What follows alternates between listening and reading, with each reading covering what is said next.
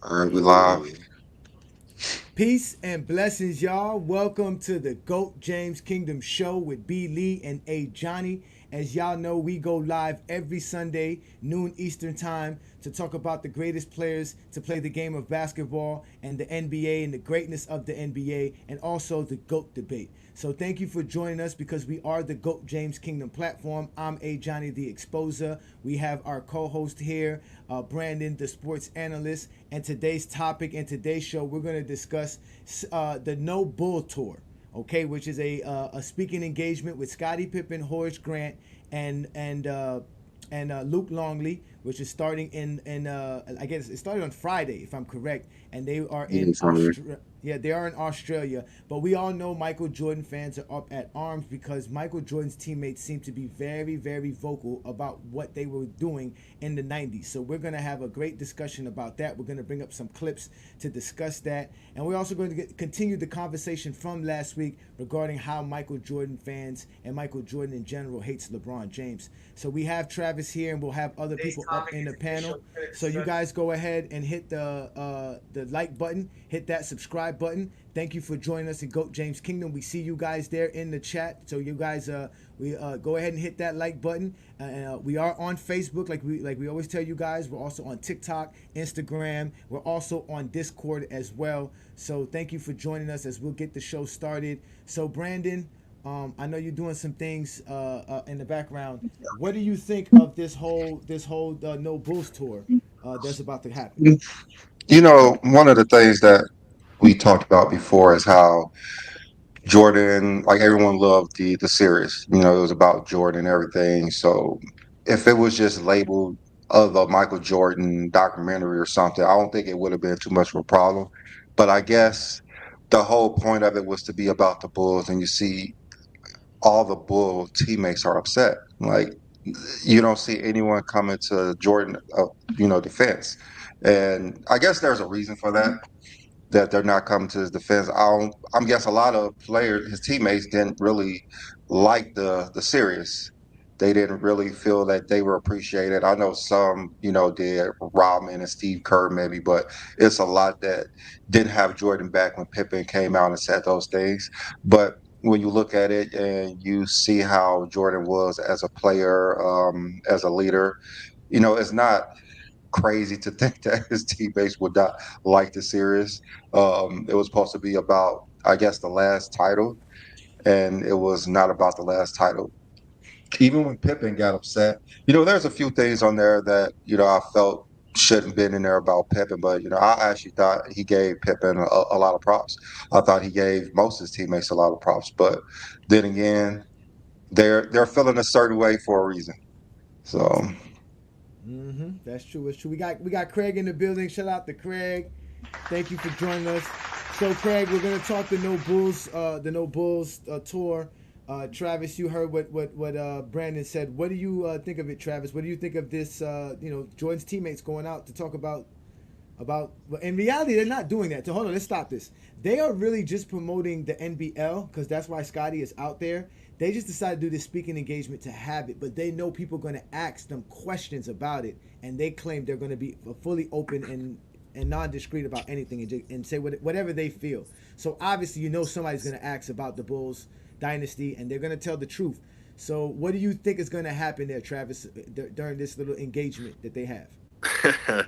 I mean, I can't actually. I mean, I actually can't wait to see like a full session of like what kind of questions they field and like what they actually say. But especially like Longley, who I mean, I respect him, but let's be honest, like he got carried to three rings. Like you saw, he better not have anything like super disparaging to say otherwise. But I mean, I think in a lot of ways, yeah, it's just kind of a publicity stunt. They're like, oh, okay, cool, we're relevant again because this generated a lot of controversy, and Pippen was out there wilding for like a long time because of whatever reason. But I can't wait to see it. It should be entertaining regardless, and we'll see what they say. True, true, true. So Craig, what do you think? Are you anticipating anything about this speaking engagement from Scottie Pippen and the Bulls guys? I ain't about to sit there and hear them complain how they won championship. I ain't about to sit there and do that shit. I'd rather like There's more losers than winners. What the fuck are you complaining about? You know, complaining about not getting their respect. That's what they complain about. They got the rings. Nobody So it's cares about so rings. it's all about the rings. How you can say it's all about the rings when Travis just said Luke Longley should just be beneficial to Jordan for the rings? Like he had He nothing to do should with be. just, If you put Luke Logie on any other team, they winning the championship. I believe Luke Lowley thinks they would not have won without him. I'm pretty ex- sure. exactly. And so does Scottie Pippen. That's why Scottie Pippen's going on tour with him. Well, we all know Yes, he they wouldn't win wouldn't have without Scottie won. Pippen. They wouldn't have won without each other. Together, No, they no, made it no. perfect. Scottie Pippen believes the same thing we're saying, that he believes Luke Longley contributed to them winning as well. That's what I'm Yeah, saying. he So did. does Scottie. Yeah.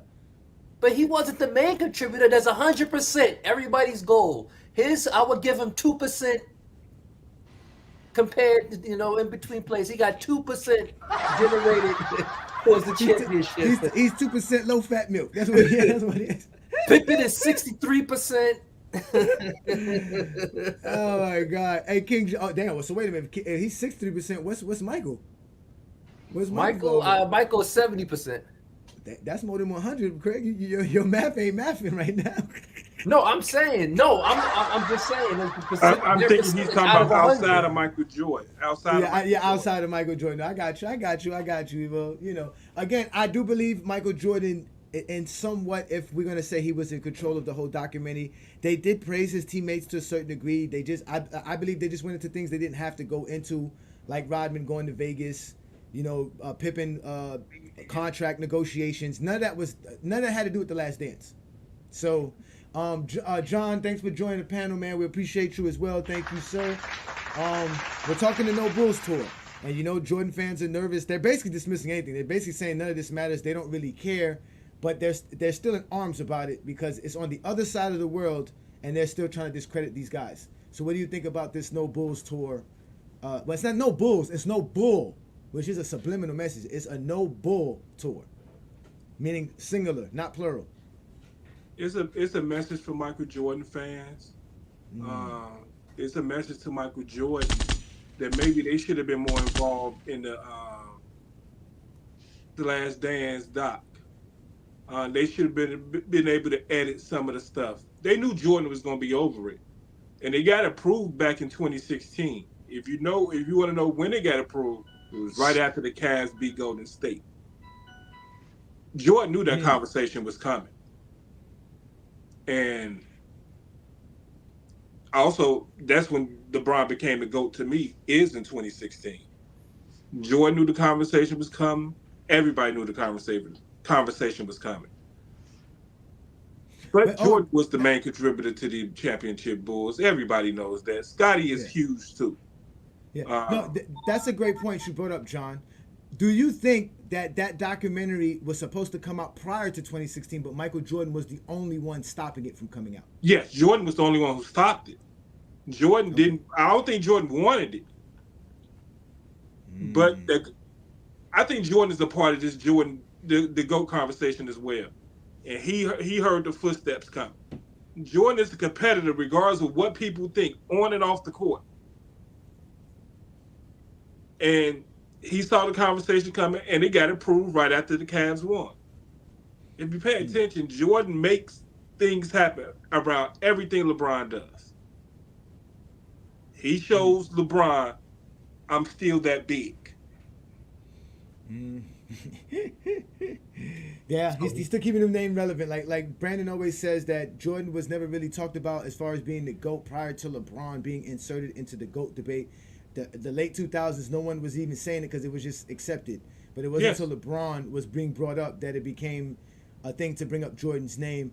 Shout out to everybody again in the comments. We see everybody here, man. Shout out to Twin Man. We see you, Twin Man. Peace out to Zero.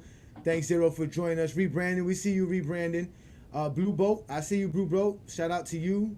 Shout out to A Weezy Bang and the Bang Sports and Entertainment. Bro, we gotta get with each other. We close to that 40K. We got to get to that point. We got to get to that point. At least we got one honest LeBron fan on this panel. He said LeBron became the GOAT after he won a championship. The championships don't make you great. They can make you the GOAT, but they can't make you great. Yeah, man. But you know what? Johnny, can I say one thing before we start the broadcast? If you're talking about last night, no. Okay. Yeah, yeah. If you want to talk about last night, you can go on FYF Sports Debate Discord. We're still talking about it then. If you want to talk about what happened last night where I debated Herm from FYF Sports Debate, we can have that conversation later. But we're not going to have that conversation right now, John. I appreciate it. We can have that conversation shortly. We're going to get to it. But I wanted to bring up the clip of the Jordan fans because Travis and Craig are the MJ delegates here, and they spoke on some things that Chris Broussard and Rob Parker spoke on. We can all agree that Chris Broussard and Rob Parker is a Michael Jordan podcast, right? That's a Michael Jordan fan podcast. They carry that logic. So if you could bring up the first clip, Brandon, we're gonna show how Michael Jordan fans are really nervous and scared for this whole documentary, and they're trying to knock it down. So it's in the background if you see it, Brandon. Yeah. All right. So here we go. Let's listen. Well, now, Scottie Pippen, Luke Longley, Horace Grant are telling their side of the story. In an upcoming speaking engagement tour in Australia. Oh, yeah, that's the right place for him. No, they knew where to go. Exactly. Longley's from there, so he's going to draw people. Right. It kicks off tomorrow night in Tasmania. It's called the No Bull Tour, where they will share their thoughts on what Horace Grant calls a BS documentary and tell their side of the story on the last day. They had two options. They could have gone to hell or to Australia. Wow. Chris. Okay, so that's the first clip.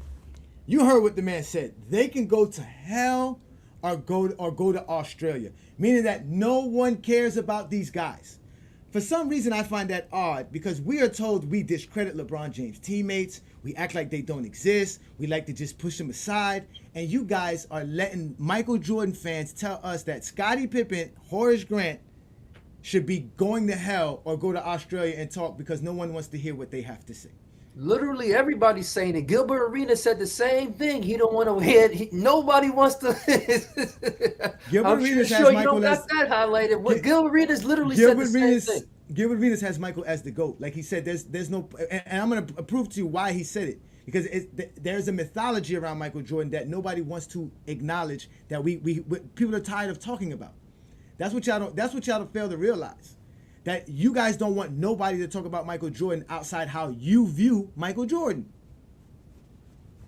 How do you know they're going to say anything to slander Michael Jordan in the first place? How do we know that? They're just going to talk about their importance on their team. You know? Does that slander Jordan by stating how important they are? It is because they actually slander Pippen for being great. He said everything about the Pippen for being great. Yeah, he's saying it's a BS documentary. Is that slandering Michael Jordan? He said everything that in it was a lie. Is that slandering Michael Jordan? If y'all give it credit for Jordan, see, this is what I mean. Y'all want to give him credit for something, but then y'all want to say it's not towards him. Literally, y'all just said the podcast is about Jordan. So, of course, if they say the documentary is about Jordan and they think it's trash, of course it's going to say it's slander because he approved it. Okay, but that's the point.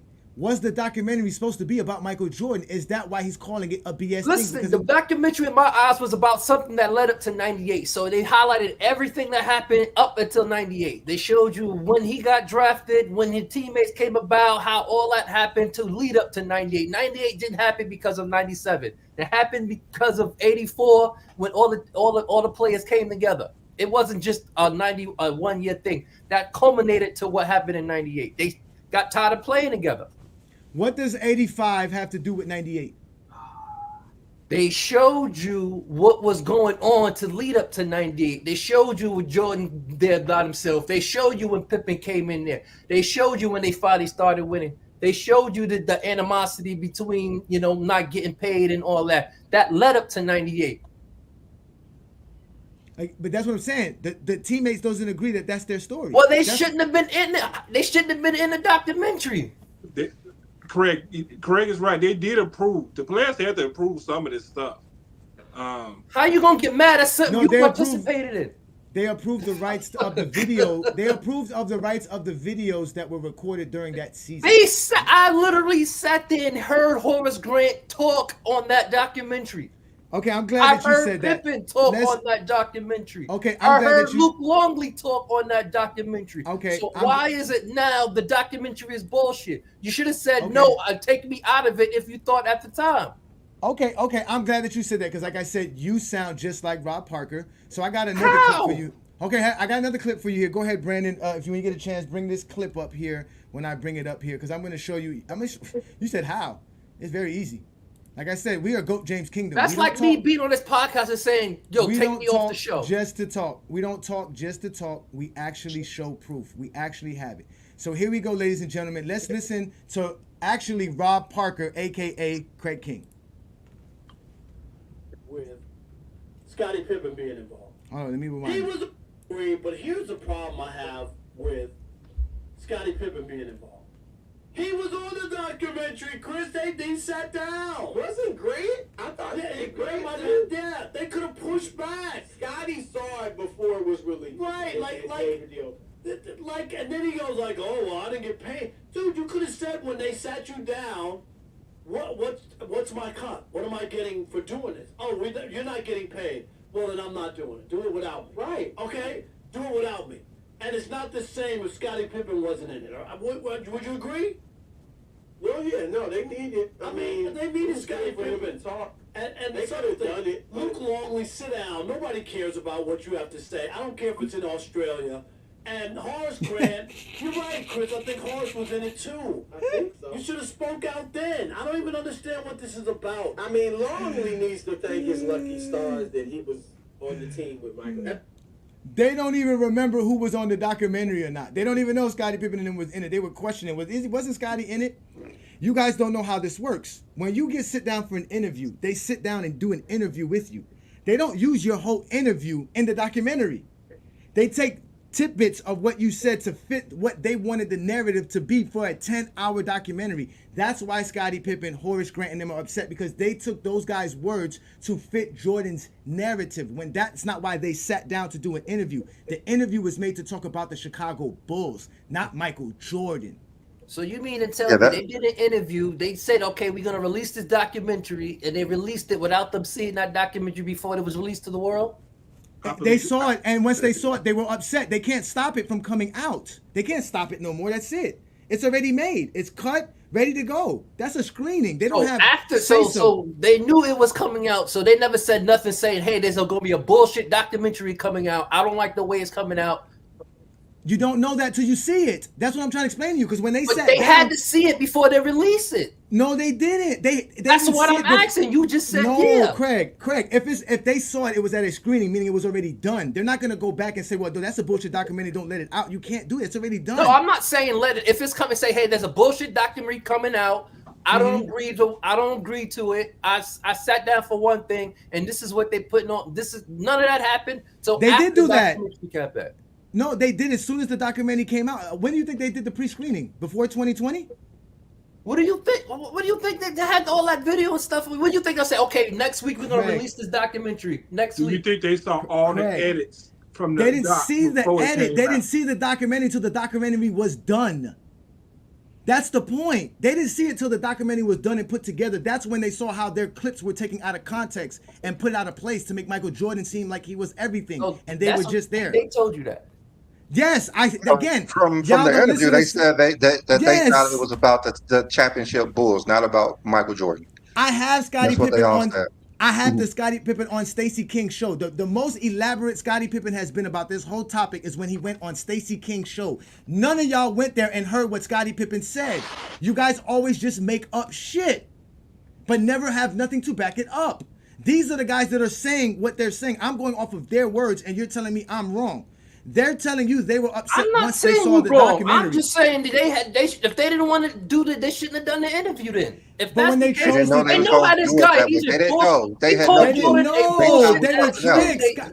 Craig, Scottie Pippen said to Stacey King that the way they did the documentary was off. The way they proposed it to the team, that they were making a team documentary. That's not what they did.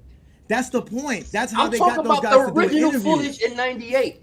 No, that's not what they're talking about. They're talking about the interview of them sitting down like they did with Horace Grant, like they did with Scottie Pippen in the actual documentary. They interviewed them recently. No, to talk I'm about talking about 98. the footage from '98. That's what I'm That's talking about. They didn't know what was going to happen. No, the footage from 98 had nothing to do with what Jordan did. They didn't use the footage from 98. They used all kind of other extra stuff. They didn't ask Scottie Pippen about his contract negotiation issues. He didn't speak on that during the documentary. That much. I mean, what did they? They didn't speak on none of the stuff other than what Michael Jordan wanted to talk about. It was all predicated. Michael Jordan had final say so. Nobody else did. No, As I'm the saying team. that they wasn't going. The original footage was for '98. The interviews was decades later. So Yeah. meaning that footage sat there. Yes. That's what I'm But- talking about. But that they're not upset about the footage. They're upset about the documentary. What are you talking about, Craig? I don't No, make That's sense. what I'm saying. no. What I'm saying is you're saying about the footage was from '98. The Yes. interviews is from recent. Yes. So Talking what about happened from 98. '98 till now? It's to when them start to do the interviews for this documentary.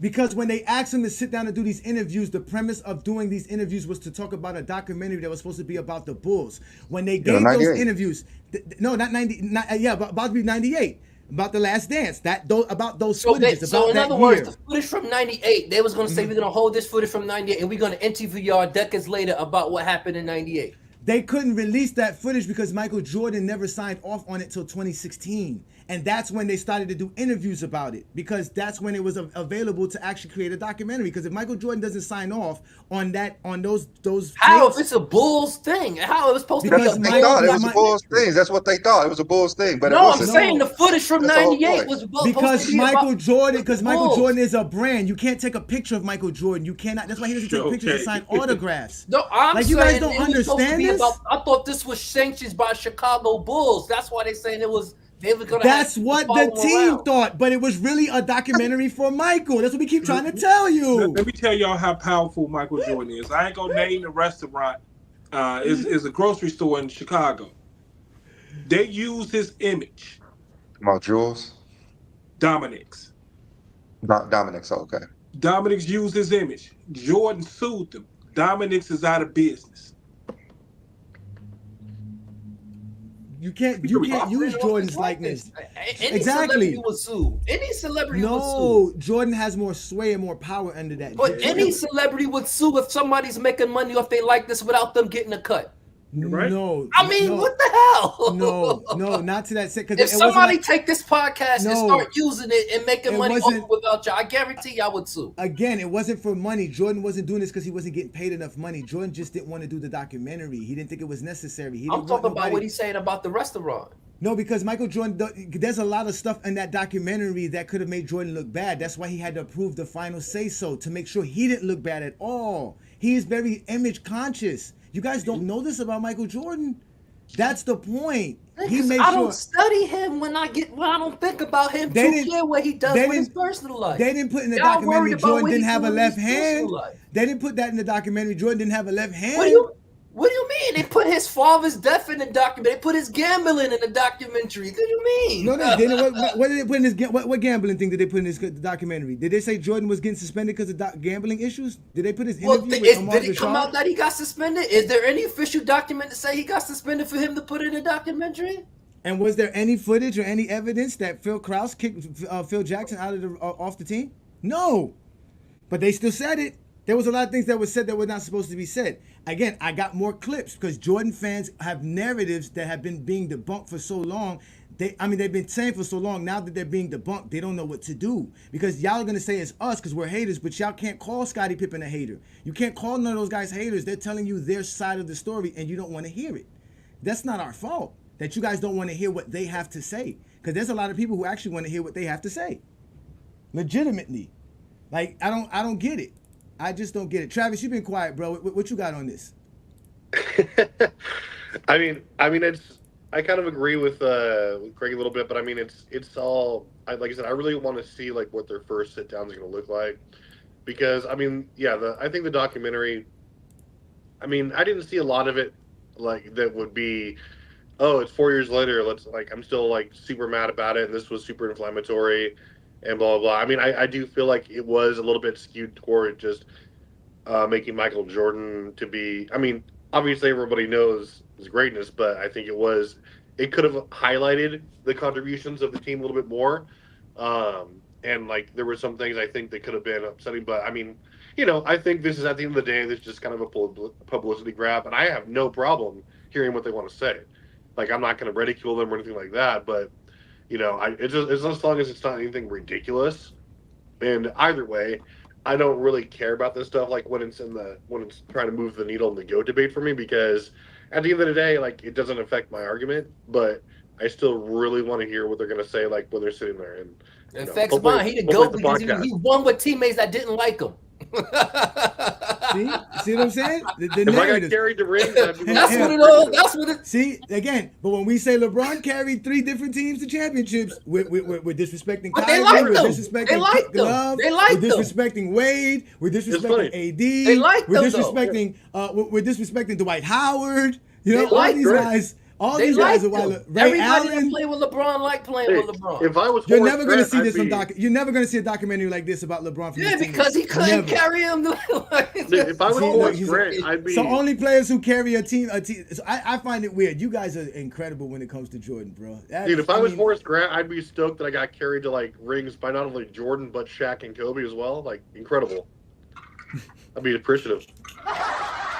The fact that you guys think a player on the basketball court during a whole season, working with the team, learning that the team plays, learning their scouting report, doing their job, has really just anybody could have. Well, they plumbers anyway, according to y'all. They plumbers and electricians who play basketball on a part-time basis. We done with the now 80s. Don't use your argument. Don't get mad at your argument. Okay, let's bring up the last Michael Jordan fan comment because obviously Craig is on 100 right now, going to 1,000. So we're gonna y'all call them plumbers and they get mad when we treat them like plumbers. I believe y'all. Who is y'all? Listen, I know. Listen, Who is y'all? I know they put words on my mouth. We never called nobody plumbers. I believe Chris Broussard. Y'all literally have it in your post on No, yeah, Goat James. None of those things have a Goat James Kingdom logo on it. Those are expansion. LeBron fans. What the? Yeah, no, we talk about expansion teams is real. It's expansion era. It's expansion era. That's real. So what that mean? What do I mean? The play. That means the league diluted. Right? The league was diluted. That means the talent got spread out, so teams couldn't build teams the same way. It's an expansion era. It's that simple. Yeah, there's nothing wrong with that. It's true. Let's let the most objective era. Let's let the most objective Michael Jordan fan speak in the media, which is Chris Broussard. Brandon and I believe he's the most objective. Although when it comes to Jordan, he can't find his footing. When it comes to Jordan and LeBron, he switches his tune. Yeah, exactly. But he's a smart brother. I like Chris Broussard. Let's let him speak. Chris, I'm leaving it alone. But they're going to Australia. I mean, look, I don't know that will fly. Is anybody going to see that in America? No. I mean, look, what are you going to sit there and badmouth Michael Jordan and you think somebody? Now again, Australia, because Longley's from there. That was smart, but you do that in America, and obviously Jordan's huge all over the world, but. I get it. I don't know. I wasn't there, right? We don't know. I'm sure there's some truth to what they're saying. But people aren't really trying to hear you just badmouth Michael. I mean, I'm sorry. That's the status he's reached. Right? He's like mythical status almost. I agree. So he just said it. He's basically saying nobody wants to hear anybody take away Michael Jordan's mythological status. That it might be some truth that they're going to tell us, but nobody wants to hear you bash Jordan or slander Jordan, which I'm still trying to figure out what exactly you guys think they're going to say to slander Michael Jordan. So put that in the comments. I want y'all to tell us in the comments, what do you think they will say that's going to be a slander to Michael Jordan? Because I don't understand what they mean by that. And a matter of fact, why do they even have to talk about Michael Jordan? If nobody don't ask a question about Michael Jordan, do you guys think they're going to say anything about Michael Jordan? Well, they only talk about one voice. So why they call it no bull tour? Why they don't call it that was a subliminal message. That's why, because no bull. They're basketball players. Yeah, but basically what they're telling you is that this is a tour that's not about one bull. No bull. It's not no bull. It's about the Bulls. So you're gonna ask us questions. We're gonna tell you the truth about the Bulls. We're not gonna talk about no bull. We're not gonna talk about the one bull. That's what they're saying. At least that's what I got. Travis, you was gonna say something? Well, I mean, you might be right, but I don't think there's a chance in hell that for one thing, I think that they're going to have rapid fire Michael Jordan questions being launched at them from whatever audience they're in, and I mean, the slander can come in multiple forms, whether it's like, hey, he wasn't good, or hey, we were the real reason that he was able, whatever. Like I said, I'm really interested in like seeing like their first little shindig or sit down, whatever. But I think I said I think Scottie Pippen has been full of shit for again the last few years, and especially in his stupid ass book. Again, Pippen was again. I think he's a little bit underrated, but there's no effing way they do anything without Mike. I mean, as soon as he comes out and gives him his flowers, then we can talk. But until then, just be grateful that your ass was carried, dude, because that's what happened. And I'll argue Jordan anyone fans to that have point. no respect for his teammates. Fuck Pippen, You dude. know, one of the things is no one wants to hear anything negative about Michael Jordan, but they always have negative things to say about LeBron every single day. Even in year 21, it's all negative stuff about LeBron. I love They LeBron. can never appreciate the greatness of LeBron James. Like they're still talking about 2011 and 2024. So that's how I mean, bring it up. LeBron Jordan got swept in the first round. Well, It's people like, are still talking about why are you even '95. bringing this up? Like, why are you even bringing this up? Like, but it's perfectly fine to talk about LeBron James in a negative light every single day. I just don't understand. Sports talk. Come on here and Like I say that. said, Jordan We'll have a fans are the discussion. biggest hypocrites in sports. Period. They're just the biggest hypocrites. Like they're saying that LeBron can never be better than Jordan. Jordan is 6-0, but none of them have John Havlicek over Jordan. They always talk about rings, but none of them have Bill Russell as the GOAT. Let me ask you a Like question, then. they're the biggest hypocrites in all of sports. Go Let me ahead, ask you one. Let me ask. Travis. So, in NBA history, has there been, or I can name three, just that I could argue for statistically, but can you argue for a player or group of players who were both that you could argue were both top 10 offensively and defensively, just on top of your head? That can I name some of them, Yeah, that you could or make can an I? argument Is for there? statistically, Four other guys. or Yeah. anybody. Yeah, the guys that are in the top five. Are you talking about in a season or all time? All All time time. that you could argue was either was both a top 5 or top 10 offensive and defensive player that you could back Yeah. up the stat. Yeah, yes. Yeah. If we legitimately again, Sure. you guys don't like Bill Russell offensively, but Bill Russell is offensively one of the greatest players centers of all time. He doesn't have to score 30 points per game to be a great center offensively. So he was great on the defensive side. You have Wilt Chamberlain, Kareem Abdul-Jabbar, and LeBron James. Even if you want to take Bill Russell out of it, you have Kareem, Wilt, and LeBron. They all But Bill factor Russell in. was top 10 when he retired in scoring. I I mean, know, you I got know, I Hakeem know, I Olajuwon know. too. You got Hakeem Olajuwon too. So You think LeBron is not Hakeem top 10 Olajuwon's a defensively. top 10 offensive player of all time? I mean, he's pretty good offensively. He was top 10 in scoring for a while. The three players that you can objectively say that are top 10, and again, you can use stats to back this up on both sides of the ball. You missed Are, Kobe. You missed Kobe. Oh yeah, it's we can not put Kobe. Kobe in there. Why Yeah, not? you missed Kobe's Kobe. not good offense and Kobe's defense. He's not not top top 10 10. defensive player. He's not top 10 Well, offense. why not? Why not? Why isn't Kobe Bryant not top 10 all defense? Don't bring stats. Don't use stats. Why would I use stats? Yeah. No. Why is Kobe not? Tell me. Because he was overrated defensively. He never sniffed a defensive analytic in top 5 ever. He has a negative box plus minus defensive.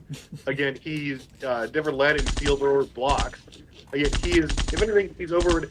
He's a fringe top 10 player of all Okay, time. all right. Okay, I get it. So I the get it. three Okay, players, now, okay, the go three players name you can, the three players. the three players I can argue for statistically that were good at or that were top 10 in both are Mike, Kareem, and Wilt. Okay, you can argue that they are top 10 on both sides of the ball, and they can use stats to do that. Okay, No stats And so- for LeBron on defense. no top 10 defender of all time, LeBron. No, doesn't even stiff top 15. Wow. I can Okay, easily do- hold up, Travis. Who's the all-time leader in steals in a postseason?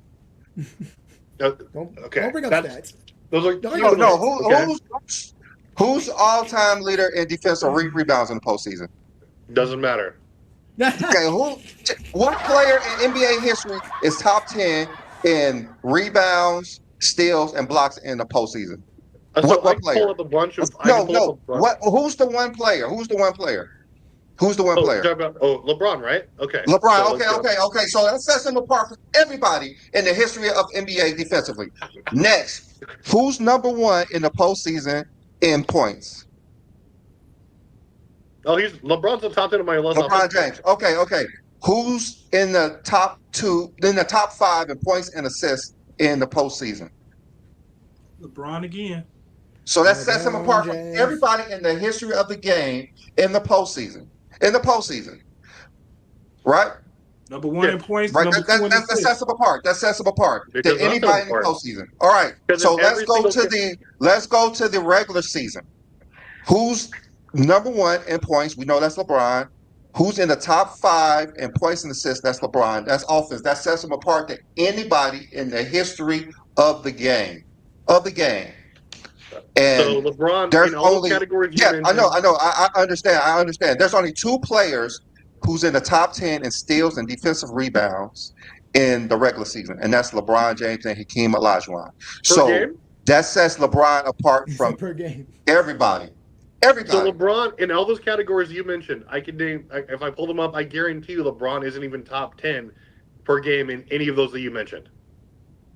But that doesn't He's mean top he's 10 not all top 10 time. all time. He's top 10 all time. He's top 10 all time. That sets him apart. Okay, That so, sets him apart so is than John Stockton everybody the in the greatest history of defender the of all game. time? That sets him apart. There's no Is John such Stockton the thing as best that. defender of all We can time? only look at the stats. Who? Is John Stockton the is John greatest Stockton? defender of all time? Why would John Stockton be the greatest defender of all He time? leads all time in steals, so he's the best, right? We didn't say LeBron's the greatest defender of all time. We said he's top We 10. didn't say he's the best. He's not top 10. I said Yes, we gave you a John bunch of Stockton- categories he's top John 10 in. Stockton steals sets him apart from everybody I in the can name, history of I the can name game. 9 players right now who are better defensively than off the top of my head than Okay, LeBron. go. Okay, Bill Russell, Hakeem, Wilt Chamberlain, Dennis Rodman. We see Garnett. None We of Dennis already Rodman's discussed stats. We Dennis already Rodman. proved that. None of Dennis LeBron Rodman's blows stats him by out the water. averages We or blow him out the totals water. blows him out the Blows water. him out the water. Nothing. Blows Let him no out. stats. Blows him out. Blows him Next. out. Next. Gary Next. Always Rodman. Kawhi Leonard, Gary Tim Payton. LeBron Duncan. blows him out. LeBron blows Gary Payton out too. Next. No, he doesn't. Yes, he does. I Okay. can pull it up. I can pull it up for you. You if just you gonna wanna use see it steals again. per game? Just steals per game? I can That's pull it. it up again. No, wait. Nick Do you think he Kimmey, averages? You think he averages more Kareem. blocks and more defensive rebounds than LeBron? Gary Payton. So his steals per game is all you're gonna use. No, I can pull up defensive win shares per game. I can His pull defensive up, win shares are not gonna. Gary Payton's not gonna be up there. LeBron James is the best defensive win share player that's not a big man. No one else is better than him as far as not being a power forward or a center. Come on, Travis. You're looking bad up here. Come on, next. Let's Next. see. You David named 3 Robinson, players. You named 3 Michael players. Jordan. I already said Hakeem. Yes. Giannis is better defensively. I would give you those. Okay, that's 5. Okay. Sidney Moncrief was better. Nope. Oh Nope. my Next. let's see Next. here. Jesus. No, Christ. next. Tony Jesus Allen's Christ. better. Nope. Whoa. Next. Yo, Nope. Nope. yo, Next. you reaching, Next. Travis. Bruce Travis Bowen's Next. reaching. better. Nope. Bruce- Next. Hey, I just named. Hey, those are all players I can argue. You're for. naming players, but the stats and the accolades do not back it up. Next. Well, Bruce Bones has 8 all defensive selections, so you're telling me his 8 all defensive selections versus LeBron's But 6 you makes it said better? Kobe's do not count. All defensive team shit that don't count. So next. That's You true. already said Kobe's don't count. You already said Kobe don't count. That's Next. true because Kobe has 12, so because Kobe's stats don't make him 12 good, and so- 9 all defensive first teams. Yeah, Next. that's true. Next. That's true. I'm waiting. The I'm waiting. argument You is, name like, 5. you have to argue You name that 5. he's a top 10 defender of all time. By what metric are you using? Just totals? That's all you have. NBA No, you statistics. can't use that for Bruce Bowens. This is what I'm saying. Bruce's stats don't say he's top 10. So his all defensive selections can't make him that, just like Kobe can't. So he's not top 10. I didn't say he's top 10. I just said he's better than LeBron. Statistically, that's better than LeBron James. No, you gotta give us a top 10. So far, you got 5 guys. No, hold on, Travis. Bruce Bowen's do statistically, and Tony Allen statistically, that's better than LeBron James. Since we can't use all defensive teams. So they have higher. So I'm going to use, let's say, Tony Allen here. Let me pull up his stats here because I was looking at him last night. Brandon, put the link up too, because we got some detractors here. We want some folks to come up here and try to defend this idea LeBron's not a great defender when the stats say so and the accolades say so, because 6 all defensive selections is top 10 in NBA history as well. It's not like there's that many people with all defensive selections. Y'all keep acting like LeBron doesn't have the actual accolades and stats to be a great defender. You guys are using your eye test, and you've been talking to too many Kobe Bryant and Michael Jordan fans, and this is the problem with the actual basketball world. This is why GOAT James Kingdom exists, because you guys don't want to accept anything for LeBron. Matter of fact, we shouldn't even have to use the stats to show you that LeBron's a top 10 defender. Why do we have to go to stats? Nobody does that for any other player. But we have to go to stats. Y'all make us go to stats because y'all are gonna tell Because us that's we because need to. they use what LeBron James has done in year 2021 to 2024 to show how LeBron James played basketball. That's what they use. But So yes, what are you said Tony Allen's Tony numbers? Allen. You said Tony Allen. Tony Allen. Come on. Let's look up Tony Allen's numbers. Come on, bring him up. Tony Allen. Let's look up this guy who played 14 NBA seasons. Let's look him up. He only averaged 1.4 steals per game, which is equal to LeBron. He averages less blocks than LeBron for his NBA career. He averages more fouls than LeBron for his career. So that means he fouls more. He's made 1, 2, 3, 4, 5, 6 all defensive teams equal to LeBron James. What are we using to say Tony Allen is a better defender than LeBron James? Kobe Bryant's words? I mean, he was more. I think he was more fundamentally sound. He has more steals per game, No, he doesn't. It's Or- 1.4 or for not more LeBron. steals per game. He has. Exactly. He doesn't have but- nothing. He doesn't I have mean, nothing He statistically. has nothing. How He can, has how can nothing. you have all That's those like I styles said. and be That's like I fundamentally said. sound? He has nothing. That's like I said. He has nothing. Nothing, Travis. You're This just guy going has by been. what This LeBron guy. James Hold on, did wait. the last 3 seasons. Hold wait. Tony Allen's been in the league for 15 years. He was only top 20 in defensive win shares once, and he was 15. He was only top, top 10 in defensive box plus minus 3 times in his career. Okay, then he was in defensive rating. He was only in the top 20 3 times in his career. Where is this stat that makes him such a great player? Now in 2015 and 17, he was number 1 in steals percentage in NBA. There you go. I mean, He said, I mean, Percentage. Tony Allen was a great defender, but come on, let's not act like he's a greater Listen. defender than LeBron James. As per usual, we're getting on topic. I never said that like these. I said like a lot of players. I never said they're like top 10. I'm saying LeBron all time isn't a top 10 defender of all time. What Jordan is? Yes. But how? Yeah, hold on. That's How what is- it's hold how on, is wait, Trevor- wait. Hold on, You got- whoever that is. Hold on, whoever Yeah, you guys. Sturdy, you guys are not going to do it. challenge. You guys are Yeah. not going to challenge Travis. We're going to handle Travis. You guys going to get a chance to speak. Travis is good. He's an MJ delegate. Let him be the MJ delegate. Okay. They're nervous, guys. Listen, this no bull tour got them on edge. They gotta scramble. It's fine. Because remember, we're not going to talk stats no more. Because stats don't work. You guys don't like stats. Stats are too much. LeBron James stats are too much for you guys. Don't ask us to bring up stats when we say shit about LeBron. He's a top 10 defender. Explain how LeBron James is not a top 10 defender by guarding every position on the field. He can block shots. He can play the perimeter. He can play the post. How is he not a top 10 defender of all time? So let's start with you, Sturdy, because you came up first. Peace, and thank you for joining the panel. Y'all know who Ace 30 is. So we done tailed it off. We're supposed to be talking about the No Bull Tour, but you joined because I seen you in the comments. What is it about LeBron that doesn't make him a top 10 defender all time? It's not so much about LeBron. At his best, he's a transcendent defender. The thing is, he just saying he's not top because he's not top 10 don't mean he's not a great defender. He's not top 10 because there's at least 10 guys that are greater defensively than him that provide a better defensive impact than him. Guys like Tim Duncan, Bill Russell, Chamberlain, Ben Wallace, Scottie Pippen, and Hold on, 1 second. Mm-hmm. KG, KG. Fuck, hold on. I'm trying to find my list. My bad. I apologize to everybody. KG, Kawhi, Robinson.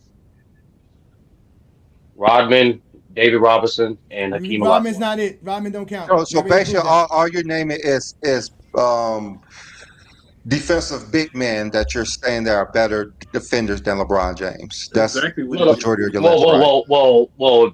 Well, yeah, majority of the list is going to be that because in the game of basketball, controlling the rim, controlling the paint is the most impactful way to control defense. That's what it is. That's one reason anyway. But you didn't get to 10. You got to 8. Let's let rebrand and go. Good job, Sturdy. We appreciate you, bro. But Wait, I did. Hold on, I didn't say 10. I didn't say 10. I thought I really. You stopped at 8. You stopped at 8. Hakeem was 8. Y'all didn't count certain guys. Y'all didn't count certain guys. My So bad. which one did he No, say we didn't count again? He Rodman. said- Rodman don't count. We proved because all the stats doesn't say Rodman's that. No, but that's the thing. That's the thing. We all know from understanding basketball, right? Even there are stats that track certain actions defensively, but stats alone is not a way. Is not the only way to depict how impactful a player is defensively, I especially during agree. the defensive side of the ball. We agree, and that's why we say LeBron's a top 10 defender. Because beyond his stats, what he does on the basketball court, the fact that he's still a good interior defender, meaning he's elite in the interior, he's also elite as a perimeter defender. He's elite in both phases of defense in basketball. And there's no other player in NBA history. That's not too many players who There's do no other player in NBA who can do that. in the game. And No, that's no, not no, many players. Who's Whoa, going to whoa. tell you your plays while you're on the court? Well, his thing. Versatility alone does not make you more greater impactful defender than another person. Is more nuanced than that. Yeah, versatility alone. No. It's not just Once again, when I said Akeem, sturdy. I said elite. So it's not just because he's versatile. I didn't. He's Okay. elite at both. He's elite versatile. He's not just capable of blocking your shot. You have to worry about LeBron when you're going to the rim. He's not just capable of guarding you when you have the ball on the perimeter. LeBron could literally stand in front of you and keep you from getting to your spot. You have to worry about LeBron if he sits in his chair. So LeBron is elite in both phases of defense, which would make there's no other player you can say can do that in NBA history. Not one. No, even in that case, like I said, being unique, being that way does not make you automatically greater than another defender. For example, I didn't hear any pushback when I said Hakeem.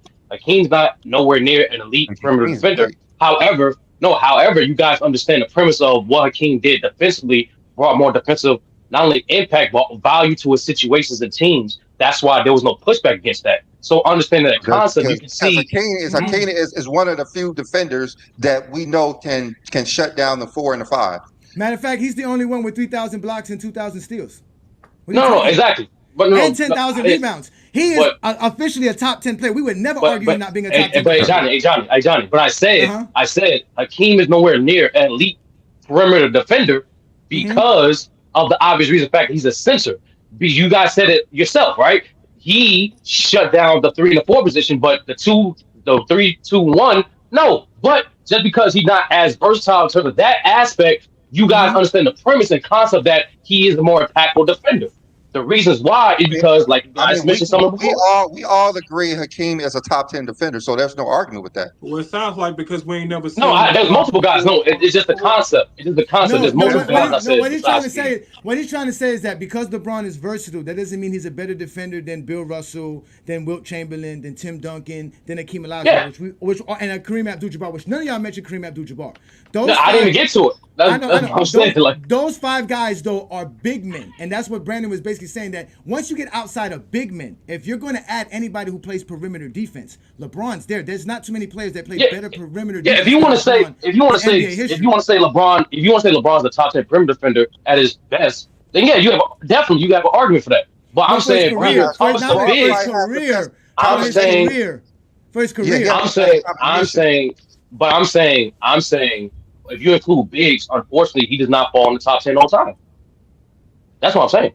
No, I'm saying that there's not if we're 3 just or using 4. big man, there's not 3 or 4 perimeter players you're gonna put in front of LeBron. You're gonna put if you want, you can say Scottie that. Pippen. Definitely. You're gonna put Scottie Pippen in front of him, right? That's what I would agree. You use Kawhi Leonard. I don't think Kawhi Leonard, as far as I don't think Kawhi Leonard belongs. Kawhi Leonard's not that guy. I wouldn't put Kawhi Leonard. We agree to disagree. Okay, I got you, right? Then who else? You're gonna say Michael Jordan's a better perimeter defender than LeBron? Absolutely not. Absolutely not. Okay, so you don't have Jordan in the top 10 then? Am I correct? Outside LeBron No. He's out. So your top 10. I don't have Jordan's top 10 perimeter. So majority of your top 10, from what I can tell, is really just big men, because outside of Scottie Pippen and Kawhi Leonard, everybody else was either power. No, I don't have Kawhi Leonard specifically in the top 10. I was just naming players that were better. I did say Kawhi, but my premise more so like players that was better than LeBron defensively. All right. Well, you did a better job than last night, so let's let Rebranding go up and show up here. That's nice. Oh, I shouldn't have voted for you. That what you saying? No, you know okay. what? No. Let's 30. I ain't gonna lie. I didn't want to bring it up, but I thought you did vote for me, but someone told me you didn't vote for me. That's what I thought. I did. Hey Johnny, I was literally the only person on the panel that voted for you. That's what I thought. That's fine. Rebranding. Shout out to you. You didn't vote for me, so sir. Oh man, listen, hey, listen. Wait, hold on.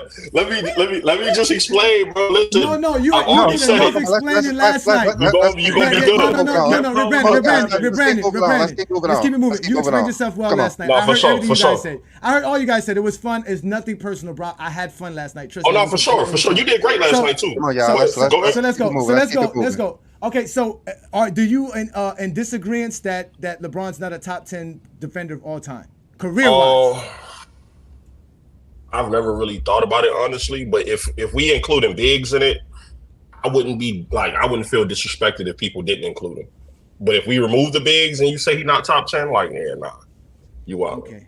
All right, so basically, let's get this correct. So we know it's Bill Russell. We have Akeem Olajuwon, Tim Duncan. We have Kareem Abdul-Jabbar.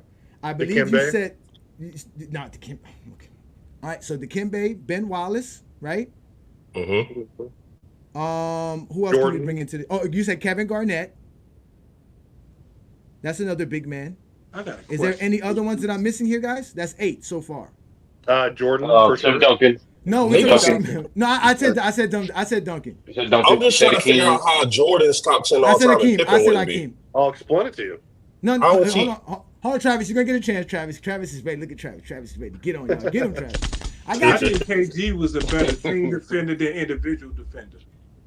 It was both. All right. Well, He was great. No, he was a great defender. I'm not gonna argue. He's one of the great I defenders just of all believe time. he was a better team. So defender. we have 8 official big men. So we're not gonna go with Bobby Jones or any one of those guys from the past that we're You done could with. say Chris Paul, man, 6-time steals leader. No, we're talking big men. Nah. Travis, stay on big point. men Travis, only? big men. We're trying to figure out because the big Alonzo men Mourning? seem to. Because I You agree, got Ben the Wallace? rim protectors. I said Ben Wallace. Again, it's Tim Duncan, Wilt Chamberlain, Bill Russell, Kareem Abdul-Jabbar, Akeem. Top 5. Then I You had could put- Dikembe, Ben Wallace, and KG. You could probably put Kevin McHale up there. No, hell no. Hey, well, hold on. Would y'all put AD in there already or not? 80 one top day, 20. though. One day, maybe. Okay. Well, he's David Robinson. Hold on. Wait, He's better. David Robinson? He's better than LeBron. David He's better than Robinson. LeBron, but I'm not gonna say he's top 10. David No, David David Robinson? David Can we put Robinson. David Robinson. Robinson in? What about Patrick- Dwight Robinson, Howard? I'll say, Dwight Patrick Howard? Ewing? He got a Dwight- conversation. all right. No, Dwight not Patrick Howard. Dwight. I think All we right, had so a Dwight Howard. conversation about Dwight. So Dwight, that's 10 centers or 10 big men that we can legitimately say we all would say is better than LeBron. Is that what we're trying to say? Yeah. 1,000%. Defensively, that's it. better. Defensively, yes. guard and big Defensively, man. that's it. Defensively, yes. Better No, impact. not just better big men, like better defensive impact on the game. Yeah, exactly. Measurable Okay. impact. Yeah. Okay, all right. So this is what we're gonna do. We're gonna let Travis explain why Jordan's top 10. We're not gonna rebuttal him because we want to let Twin Man, Blue Boat, and Boycott get their chance to speak. You guys okay with that? You guys are cool with this, right? Right? Yeah, for sure. Hey, listen, if you got to shoot me to bring some more people up too, I'm cool with that. No, yeah, we good for right now. Again, if anybody wants to join the panel, the link is in the panel. But right now, we got some good guys here. We know you guys, and you guys understand what we do here in Goat James Kingdom. So let's again, we're trying to have a great conversation. So Travis, you was put on the spot. Explain how Jordan's a top 10 defender because you just see the 10 guys he has to be better than. He has to be better than one of them. Okay. So go ahead. So go ahead. Okay, so Jordan, and this is gonna be kind of weird because it's gonna be juxtaposing to like we're talking about the big men, but Jordan, one of only 2 players in league history, again, like I said the other day, to lead his position in defensive win shares at least 8 times. The other is Bill Russell. He's one of only 2 players in NBA history to actually register in top 5 in blocks and steals at his position. The other is Hakeem Olajuwon for their career per game. Okay, he's top 25 in total defensive win shares. Again, he ranks higher than LeBron James and many of these other people in defensive win shares per game. Again, when you break it down, again, he's top 5 in steals all time. He's number 4 in steals per game. Again, now he has obviously beyond the 90 or beyond the defensive win shares beyond the all-time defensive team selections, all that. We're ignoring that. Again, he led the league in, I believe, defensive win shares twice. And he was again, he has a DPOY to his name as well. He's one of only 2 players to have, I believe, or 3 players now to have the 200 blocks, 200 steals, 100 block season. I believe Keem and Scotty were the only ones that do that, if I'm not mistaken. Now, all of that is to say, okay, that alone gets you into a top 10 defensive statistically, because that entire resume can't be touched or surpassed by many people. At least not all the people that we talked about. You talked about a lot of these big men. They'll exceed him in what? They'll exceed him in blocks probably. Some of them might beat him in defensive win shares. I'm seeing here. Yes, but as far as the totality of your defensive resume, including the media and fan voted or the media voted ones that I didn't even mention, again, that is a top 10 defensive accolade and achievement resume of all time, statistically speaking. Okay, now you can't really argue that anyone else, as far as a non-big man, has that totality of a resume. Okay, especially when you go by their position.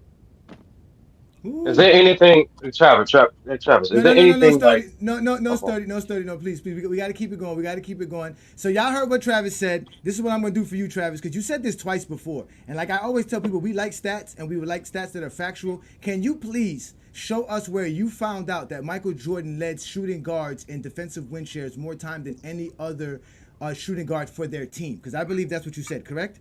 For their position. For the position, right? So that means any shooting guard on any team, Jordan had the highest amount of seasons leading his team in defensive win shares, correct? Okay, so as far as any shooting guards, right? As far as their position goes, any position ever. Matter of fact, forget it. Don't explain it. Just please tell us where you found it. Put it in the chat or send it to us in Facebook, y'all. So let's move on. I'll look it up because I actually it was in one place. I had to look it up. All right, I got you. All right, so Twin Man, thank you for being patient. All right. Well, I'm gonna tell Travis one thing again. We use all time for LeBron, not by position. Okay, go ahead, Twin Man.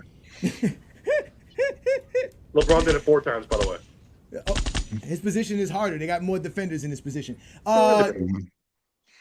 What position does LeBron play again? So we can be clear. Everything. Okay, everything. I just everything. That's it. LeBron's the top 10 center of all time. That's why he leads all time in a lot of things. Everything. All right, Twin Man. So what up, Twin Man? So Twin Man, we were talking the No Bulls tour. I don't know if you want to talk about that or you want to talk about LeBron's defensive position ranking. The floor is yours, sir. I'm gonna give a little touch on all of it. So be quick, please. I think it's amazing. I think it's amazing how they're disrespecting these players, these all-time great Bulls players, who, in my opinion, helped Jordan win championships, and without them, Jordan wouldn't have championships. Because we really forgetting what Jordan's record was before Scottie got there, and we're really forgetting what that team looked like before they actually built a team around Jordan. Jordan couldn't carry anybody. He couldn't, I guess, raise the ceiling or the floor for those teams because, he had a lot of losing seasons and a lot of first-round exits. So I think it's amazing. Hey, Twin Man. Let me ask you a question. How many seasons above 500 do Jordan have without Pippen? I believe it's 0. How many times did Jordan got out of the first round without Scottie Pippen? I believe it's 0. How many titles have Jordan won without Scottie Pippen? That would be 0. Okay, did LeBron James ever win without Dwayne Wade? He sure did. Okay, what about Kyrie Irving? Sure did. Actually, how many times? I got a question for you. Lee, I have a question for you. I have a question for you. How many times Kyrie get to the playoffs? How many times did Kyrie get to the playoffs before LeBron James got there? I believe that was 0. I mean, so the notion, it's not a bad argument. See, Travis, I don't even want to touch on your ridiculous defensive bullshit. I'm gonna come to that later. Do it. But let me hurry up because everybody else No, that's what Friday Night Exposure is for. None of you show up to challenge each other for Friday night. Don't do it on Sunday. Let's go and continue the conversation. That's what I said. I'm gonna keep Let's going. continue the conversation. Go ahead. I'm gonna keep going. So they want to diminish what these players who literally played next to Michael Jordan, what they have to say, because again, Jordan has this mythical aura around him, and if the bubbles popped, the only thing they can do is attack. You can't call them liars. You can't say they making shit up. They was there. So to sit here and diminish what they're saying is literally ridiculous. So that's that. This notion that LeBron James isn't a top 10 defensive player outside of the big man position, because I was listening to the conversation, so I'm going to touch on it briefly. Outside of the big man position, you're not going to name too many players better than LeBron James on defense. Now, I'll give you Kareem. I'm going to give you Kareem. I'm going to give you Wilt. I'm going to give you Tim Duncan. I'll give you Olajuwon. I'm probably going to miss one, and I'll give you Bill Russell. I'll give you those 5. But I can make an argument for that other half of that 5 why LeBron can be over them in the top 10. Outside of the top 5, LeBron can be a top 10 defender in the league all time. Because again, we're not talking a season. We're not talking about what you do per game. I don't care what you're doing per 48. None of that shit matters when you're talking all time. You're talking a complete career. So we need to get off this notion that you can only talk about per game and what they did in the season. If all that is accumulated in the all-time accumulative stat that they've done. So it just gets annoying to hear that. Then this notion that Michael Jordan is top 10 because of what he did at his position. Okay, who's better at LeBron at his position? All time. Only Scottie Pippen. I can make an argument. No, Scotty for sure. I get it. Starting, if we went off a peak, if we just went off of, like you said, at the peak, maybe you could say Kawhi Leonard. But I don't think but I don't think Kawhi Leonard for the duration of his career is a better defender than LeBron. That's just my take. Well, in general, because y'all gonna go with the longevity. He been washed since 2019 for real on defense, but niggas never. Nah. Rebranded this year. He been playing elite defense, bro. I don't know what to tell you, bro. Let's stop. Let me land my plane real quick. Okay. Let's stop diminishing these players who actually was there in '98 when this documentary was the biggest propaganda piece to fluff and glaze Michael Jordan ever. That's what that was all about. They were supposed to be talking about '98. They brought up everything under the sun to throw everybody else under the bus to make Michael Jordan look good. That's why these players have something to say. Why are you talking about Scottie Pippen and his contract negotiation? Why are you trying to talk shit about Horace Grant? Why you he diminishes his own teammates, and people are fluffing him for it. No, it's called truth, sir. Michael was telling the truth. Yeah. Mike tells the truth. Everybody else slanders. So let's let Blue Boat come in right quick. Also, and that's why they say after you watch this documentary, no one will say LeBron James is the GOAT because it was just about Jordan.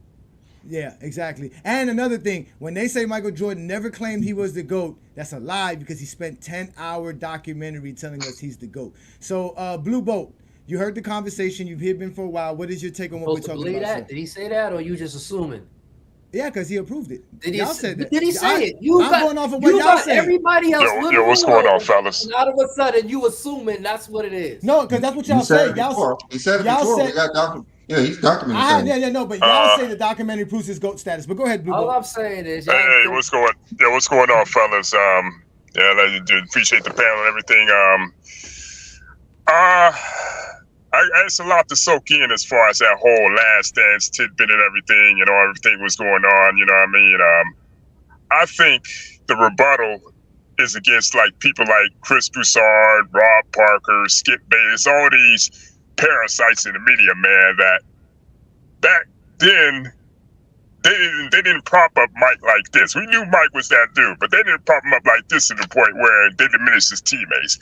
Everybody got the credit. Scotty got the credit. I'm talking about back in the 90s when the media was more sophisticated and everything. Scotty got his props. Horace got his props. Even John Paxson was valued in that equation. But now you got these clowns, starting with Skip Bayless and Stephen A. second place, that destroyed. I said, that's what I'm talking about. I said that, brother.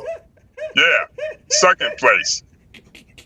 They said Skip Bayless, Rob Parker, and Stephen A. Smith, beginning in the late 2000s, early 2010s, destroyed the infrastructure of the sports media. Now everybody got clown takes. Everybody got hot takes. You see it here on YouTube and you see it here in the media, man. I don't even take these cats seriously no more, man. There's no more Mike Lupikas. There's no more William Rodens. There's no more Dick Shaps. Back then, everybody was judged accordingly. Now it's like any other great that comes along and trying to establish their own legacy, they don't stack up to Mike. That's the problem. And you go see this continue long after LeBron retires. Straight up. Well, you made a great point, Blue Boat, because that's something that Chris Broussard and them was saying about how Michael Jordan's popular. Most people don't want to hear this. They had to go to Australia because no one's going to really go to Australia to find out anything. So they used the popularity conversation about how Michael is just too popular to even say anything. And if you do say anything that we don't like, we're going to call it slander. And this is no knock on Mike at all. This ain't no knock on Mike at all. It's just that the people that's in his corner, man, that's popping up to this be like this godlike figure. Even Mike said himself, I failed over and over again in my life. This is why I succeed. Now, as far as him and that personal thing with Scotty, I think something deeper is going on with that. As far as like some real personal shit is going on to the point where we really don't know nothing about what's going on. We were in that locker room back then, and a lot of stuff was going on. I'm not saying Jordan wasn't in the wrong. It was just some things that he could have scaled back on, man. I don't condone the punching of teammates, none of that stuff. That's some real high school bull crap. You know what I mean? It's just, it's crazy. It's just. I got my theory on that. I got my theory on that, Blue Boat, and I'll give it to you after we let Boycott come up. But you made some great points, man. We appreciate you. They say you cooking in the comments. So what you said it was Stephen A. What? Stephen A. Second place. Second place. That's Hey, Blue Bolt, I need you to read the Bible for me in its entirety sometime, and then send that to me on tape. So I'll do that. I'll make sure I do that for you. You gotta say Papa was a Rolling Stone real quick. Yeah, and God separated light from day. I mean, night from day. Right. Boycott, it's your turn, man. So you got to follow this up. You usually drop bombs. What you got for us today, my brother? What's good? So I'm gonna make a pretty disappointing list because I'm doing it based on best instead of greatest. Mm-hmm. So my top 10 is Tony Allen, Giannis, Mark Eaton, Draymond, Alonzo, LeBron, Rudy Gobert, Garnett, Duncan, and Wallace. So I'm making this list on best, not greatest. So it's not a lot of numbers involved. So the reason I put it is because I gave everybody that played what you can call positionless basketball a little bit, a higher grade during the 2000s. So that's why I have Giannis and everybody in there. But the people who hit huge marks like Mark Eaton, that actually made a big difference on the Utah Jazz's defense for a while when he was gone. He stayed. Alonzo, of course, the Miami Heat had a great defense in like '96, I believe it was. Duncan, of course, was the centerpiece of that defense. Wallace can guard any position. We all know that. So pretty much anybody that can guard any position, except maybe Mark Eaton, is in the list because I think that has more of an impact. I'm still thinking about AD, Anthony Davis. I might put him in there, and then I wanted to put Dwight because his defensive game evolved. LeBron, I think, was one of the first people to start positionless defense during that championship run with the Heat. So he's in there, and that's the list of the best defenders I think in the history of the NBA. I think you brought up some great names. I don't know if you heard what he said, guys. We'll start with you, Brandon. We'll go down the line. He brought up Draymond Green, right? And he brought up Rudy Gobert, right? So how do those guys fit in the annals of great defenders of all time, including someone like a Shane Battier? Because a lot of people don't give Shane Battier credit for playing multiple defenders. He had to guard multiple defenders too, coming in the league and changing from guarding big men at the end of his career to guarding people like Kobe to start his career. So he don't get no credit because he was on a team with LeBron. No, it's just better. It's I like better guess defenders. he has. Go ahead, Brandon. No, go, Brandon. Unless he has, they're all great defenders. Especially after 2010, they're like all great defenders.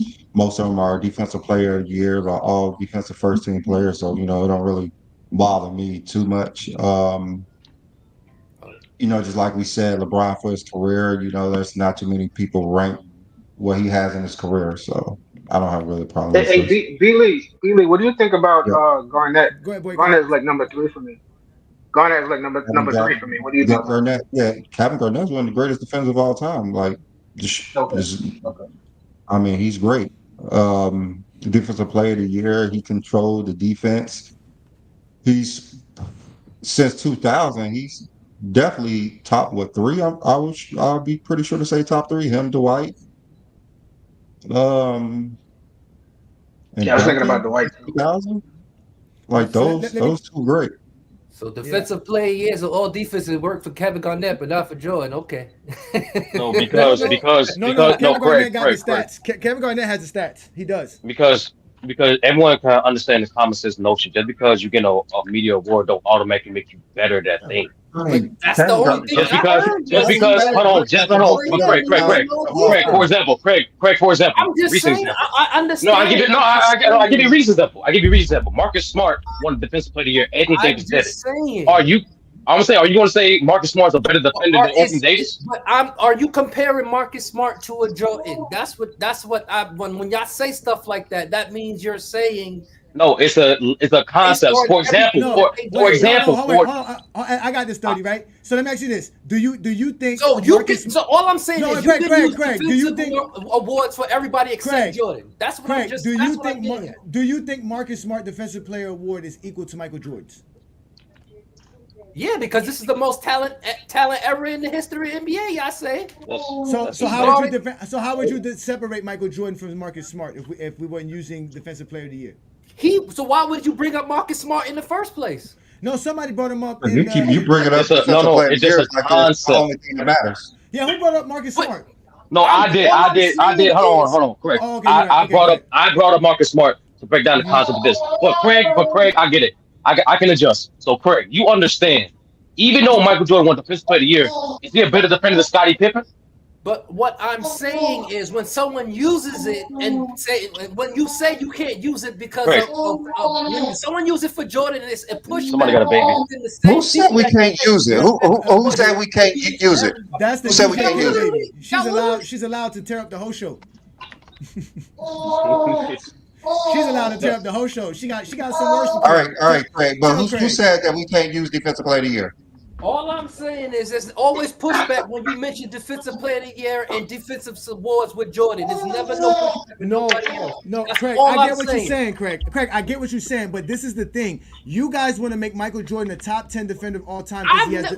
Rewind this show and see when I said Jordan was a top 10 defender. Okay, not you, could Travis, because you remember you and Travis you guys don't take one for the team. But okay, listen. So most people have him as a top 10 defender of all time because of that Defensive Player of the Year award. But a lot of people won't put Dikembe Mutombo, Rudy Gobert, Ben Wallace, and Dwight Howard in the top 10, even though those guys have the most Defensive Player of the Year awards in NBA history.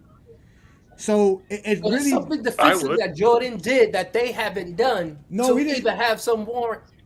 Yeah, we didn't bring up Rudy Gobert. That's why I'm asking about that right now, because the players that Boycott mentioned was like Rudy Gobert. He mentioned Draymond Green. He mentioned guys like Giannis. I don't have no problem with y'all want to use defensive selections and defensive player with for other players, but it's never no pushback when y'all use it for the other players. When Jordan's I just want to say that it's a media award. Oh, they gave it to him. Oh no, Craig. Craig, I brought this up because I'm being consistent. I don't. When I judge a defensive player, I don't care about a media accolade. I really don't care, because I understand, one, the media don't do a good job of breaking down defense, let alone understanding defense. So why do I rely on their opinion to tell me who's a better defender? Yeah, period. That's why I don't. But also, what Sturdy stated his top 10 was different than what Boycott brought up. Remember, y'all, Boycott has a criteria: best and greatest. When he's talking best, it's not using the tangible measurements. He said, he gave more praise to players who played in today's NBA because they have to be more versatile. So that's why he had the names that he listed, and that's why I wanted to talk about that, because there are some players that he named that would fall in line with players like Tony Allen and Bruce Bowens and other guys that you guys mentioned, like Dennis Rodman, because not only what they did on the floor with our eye test, but because of such things like the accolades. So when we're talking about Rudy Gobert, who has 5 or 6 or 7 all-defensive teams and 3 Defensive Player of the Year, he counts. I think Giannis has 2 Defensive Player of the Years, right, or 1? No, he got one. He got 2 MVPs. Yeah, that's true. Draymond got a Defensive Player of the Year, right? All these guys have 5 or more all defensive selections for their career, 6 or more. Guys like Paul George, Jimmy Butler. How do they fit in the annals of this conversation? Because again, they have the accolades, plus they have the eye test, which, you know what I'm saying, that we're all trying to use to be to degrade our defense people, because we all know that's a part of defensive grading. So that's why I brought up what Boycott said, because I thought the names he brought up were kind of good to fit in what we were talking about, because we all talked about the same guys, but those guys are up there as well. Draymond Green, Like he said, the names that he mentioned in his top 10 list. But we have King Fly and Benjamin is back again, so we're gonna give them a chance to speak, gentlemen. You guys are all doing great. Thank you guys, everybody in the comments. Thank you for everybody that's watching our show. Again, this is the GOAT James Kingdom Show. We go live every Sunday noon to talk basketball and to talk basketball objectively and correctly, and allow people to speak and give their takes. So let's let King Fly in first. King Money Fly, what's good, bruh? What do you got for us on this topic? Was good. First off, I want to touch on something when y'all was talking about versatility. I think versatility can be more impactful depending on the situation, right? So, like you said, Hakeem couldn't guard nobody outside the power forward and center. So Brown would be a greater impact defender because he can guard a Derrick Rose. You understand what I'm saying? He can go guard a Kawhi Leonard. He can go get your power forward. He can probably guard some centers, not all of them, but he can guard some of them to contain them, to make them change up their shot. So I disagree when Buddy said the versatility really don't have no impact. It does. That makes it even better. And in a sense, like I said, situational. Not every game, but this situational. Then about the documentary, I just felt like yet again Jordan's so selfish. He want all the glory, like I always tell people, that he's trying to make it seem like he did it all by himself by throwing all his teammates on the bus. And it was supposed to be about the Bulls. I thought it was called Chicago Bulls, not Chicago Jordan. But when you talk about Jordan, that's all he talk about with the Bulls. He talk about nobody else. All he talk about is MJ. So like that work got the initiating the fire going with the Stephen S. Smith and all them other guys because they like, okay, they pushing it, so we gonna push it on a bigger, abroad, make everybody start influence people. Like, yeah, he did it all by himself, and it's like, and anybody outside of him, they not allowed to have teammates. Like, they like to give, they like to downplay Jordan teammates, but then they like to uplift, LeBron's. Oh, he had all this help and all this, but it's like that's what they get paid to do. Everybody get paid millions to play basketball. So, hey, if he got it going, let him get it going. Jordan didn't want nobody to get it going. And if you did got it going, the next game, you wasn't looking like that. I promise you that. I can bring up Clyde Hedges when he stayed in one time in the playoffs. The man shot 20 field goals that game when he dropped 20-some points. Don't you know the next game, he barely shot like 10 field goals? You know what I mean? So it's like he have an issue in the spotlight, and that's the documentary like that. Like I was telling somebody earlier, it was like, well, they had the chance to look at it. When it comes to the final production, like my man AJ was saying, they not going to send it to everybody.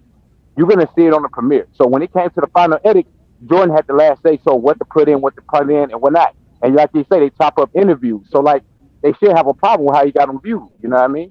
So, but that's how I feel about I it. want to say, the people I have in here that are from the 90s and 80s. It may sound confusing, but it's because I look at people like Horace Grant and the impact of him leaving, switching to the Magic, and instantly changing the Magic to a good defensive team. And then the Bulls turning to like not a bad, but like a mediocre defensive team shows that the big men during that era were the dominant force, right? So they have to get credit for defending the greatest players at that time.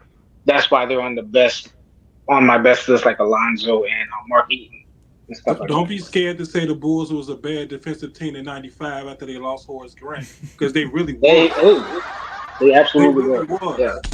That was their weak point. They was bad defensively in '95 after they lost Horace Grant.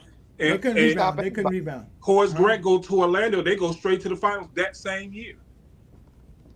And he didn't make the all defensive team that year. Twin Man, you was gonna say something?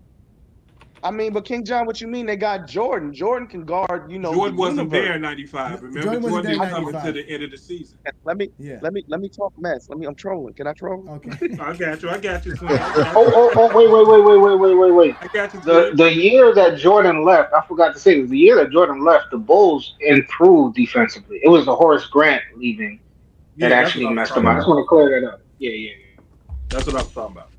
All right, listen, we're not going to use no stats to back that up. So, Benjamin, thanks for joining the platform. You hear what we're talking. It's your turn to speak. You are an MJ delegate to a certain degree. What is it you got for us today, sir?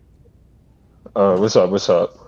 Let's see. Neither LeBron nor Jordan are top 10 defenders of all time. I disagree with the whole... Give us your list of top 10, too, then.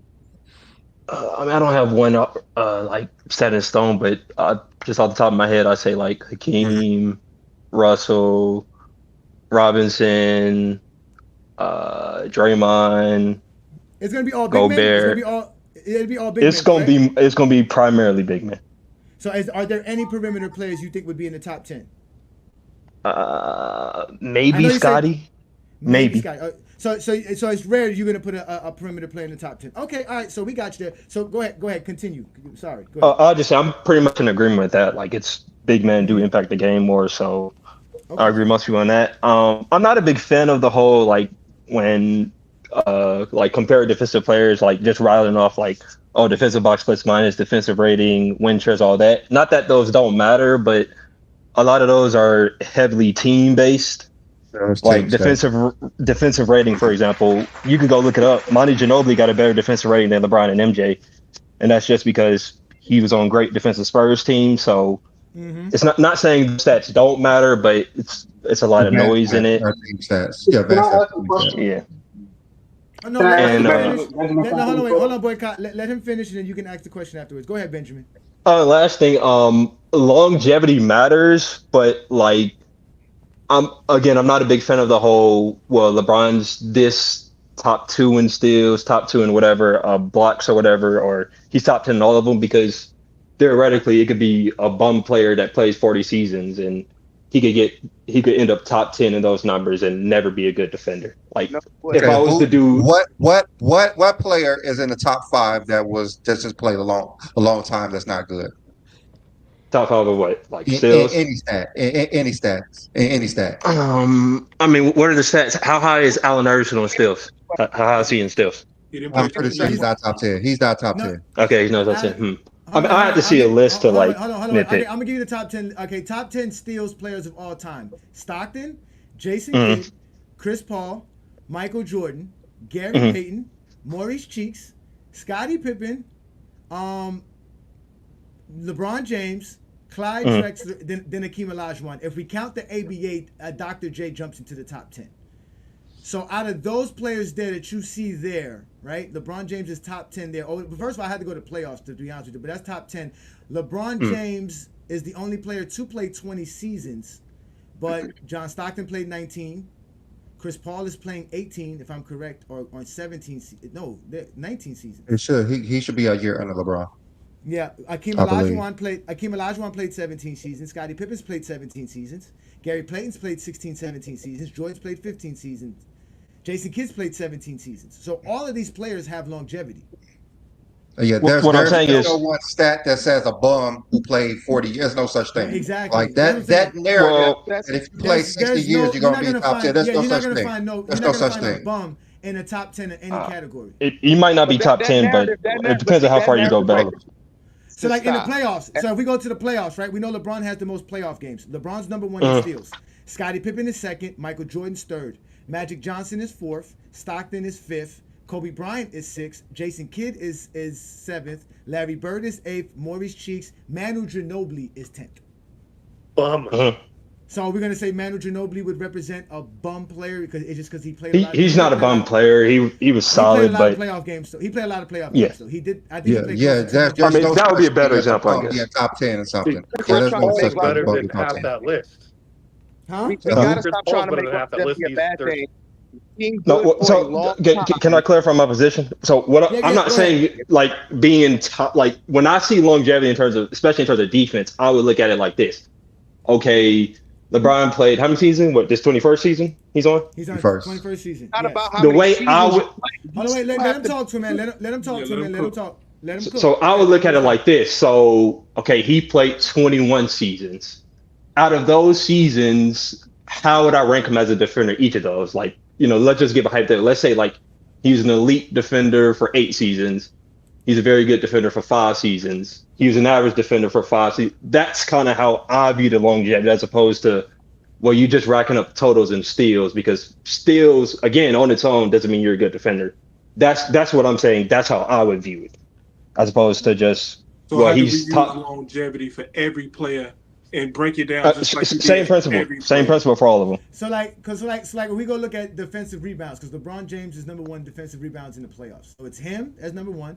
Tim Duncan's right behind him. Shaquille O'Neal. These are guys who all played 17 years plus. Karl Malone played 19 years. Larry Bird is the oddball here, but he played a lot of playoff games because Larry Bird was in the playoff, I believe, every year of his career. And he went finals runs a lot. And then you have Kareem Abdul-Jabbar, played a lot of years. Dirk Nowitzki, Kevin Garnett played a lot of years. Robert Parrish played a lot of years. And Kevin Durant rounds off the top 10, who also is on his 15th, 16th season, who's looking to play another 2 or 3 seasons. So again, all of these numbers doesn't necessarily show longevity. They show how great you are as a player, because all these guys are great. There's no bums on these lists. Quick question, That's what I'm saying. Well, in that aspect, what did you say? Kevin Durant was 10th or something? Kevin Durant was 10th in playoff of all time, but I believe Kevin Durant's played a lot of playoff games as well. He's played well over. Yes, he plays. So he's been playing for a while. All those guys that you mentioned, though, right? Argument has always been a narrative-based argument.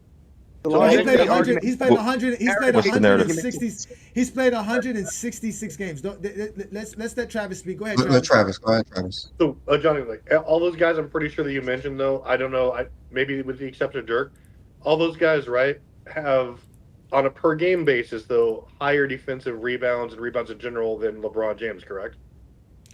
We can go to the top 10 in rebounds. Yeah, hold up, Travis. Is this just the playoffs? No, what I just did now was the playoffs, because that's what you talked about. Playoffs, and you did defensive rebounds, right?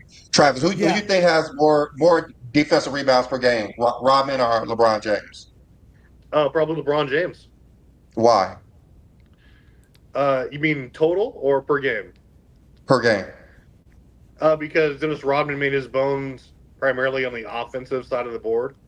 So you would say he wasn't a good defensive rebounder, or he was just. He was good. He was good, but again, we're talking about the question was, what's better? Just like playing for 20 years and racking those up again, just because you're there, or having more of an impact on every single time you step on the floor. Okay. So basically, wait. I'm gonna do this.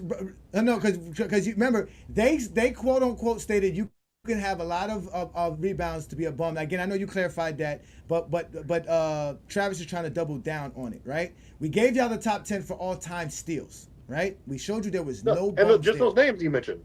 I know, no. We mentioned there was no bums there, right? We showed that, no right? Bums. There was no bums. No bums. All right. So all-time steals in the playoffs. Number 1 is Baron Davis. Are we going to call Baron Davis one of the greatest defenders of all time? Is he anywhere near a great defender? He's a bum on the defensive side. If we really want I see that look, Travis. I see that. I don't think he's a bum, but I get what you're saying. Okay. No, we know Maurice Cheeks was an elite defender. We know Maurice Cheeks was an elite defender. Then Rick Barry. All right, can we say Rick Barry was due to the pace of play, or we just Magic was a bomb defensively, and he's 4th all time? No, I mean, I'm going to keep going down the list. That's actually a great example. That's a great one. We got Mookie Blaylock. Now, Mookie Blaylock was a great defender. I don't know if we could call him a bum on the defensive side. Not at all. We got Walt Frazier. Walt Frazier was definitely not a bum. Great defender. Isaiah Thomas. Better than Stockton. Is Isaiah Thomas an elite defender? No, not at all. No. He's top 10. He's top 10 in playoffs. He actually averages more steals per game in the playoffs than Michael Jordan, who is right behind Isaiah Thomas at 7th. Then we got AI. Now here's where we get a bum. Who is Sam Lacey, and why is he top 10 in steals per game all time in playoffs? How many games played? Hold on, Johnny. Sam Lacey was a good role player. Not doing it. A good role player would be considered a bum. Remember, Scottie Pippen's a role player, he's a bum. Luke Longley's a role player, he's a bum. Horace Grant is a role player, he's a bum. Y'all call him plum? I don't want to get Wait, whoa. It's more about being a bum in that aspect. Y'all go around and call them plumbers and electricians, and it's okay. All right. Sam Lacey. No. Jordan was playing against crackheads. There's a difference. Yeah, listen. Sam Lacey played in the NBA in 1970 was his debut. So he began in 1970 with the Cincinnati Royals. He was a 5th overall pick in the 5th round. That's a bum. He played 1,000 NBA games. But hold on, though. He almost averaged a triple-double. He averaged 10 points and 9.7 rebounds per game. Cab driver. Not cab driver. All right. Delivery boy. He was a center, right? He was 6'10", 235 pounds. He had a 1.5 blocks per game for his career, 1.3 steals per game for his career. His totals are 1,100 blocks and just 1 steal away from 1,000 steals. So is Sam Lacey a bum or not? Sound like he's too tall to be a cab driver. Yeah. All right, so let's go. Let's go to career all time for the regular season, which is gonna even get more shady. Let's get this now. Remember, when we did totals, we didn't find no bumps. We got Alvin Robertson, right? For his time in space, he was considered a great defender. Michael Ray Richardson, same thing. For a short span, he was a great defender. Then it's Michael Jordan, is third all time. Then Mookie Blaylock, we all agree. Then here's where we get questionable: is Fat Lever a elite defender, or is he a bum? No, he was a good defender. He was a good defender. He He was wasn't. decent. I wouldn't say he's elite, but he was a good defender. Okay. Yeah, he played point guard. His first NBA Yeah. season was 1982. He averages over 2 steals per game, which makes him top 10 of all time for his career. He never led the league in steals, so he never did that. His highest season was 2.7, and he made one all defensive team. Just one? Wow. Yeah. Competition. He couldn't beat out his competition, right? Just one. 1988. So he's not. All right. So Fat Lever's not a bum. He is 5th all time in steals per game. What about Slick Watts? You got me there. He played. I don't know who that is. Yeah, He has the best name in NBA I went history. blind there. I went blind there. With a name like Slick, he sounded That's like my- he was a plumber. I'm gonna change my Hey, Oh, you screen talking name. about old? Listen. You talking about old Anybody Slick Watts? just listen. Go look up Slick Watts. This guy looks like Bonzi Wells. He has the headband. He looks cool as hell. Go look at this guy. He looks real cool. He debuted in 1973. Huh? Hey, Johnny, only he played has 400 a plumber or mechanic. With a He name only like played Slick, 400. he's a I'm plumber or changing my name to mechanic. Slick Watts. But hold on. Well, wait a minute. But hold on. Now, Donald Earl Watts, which was known as Slick Watts, had won the assist title and the steals title in the same NBA season, and he made the All Defensive Team in 1976. I'm very But John he- Stockton of him.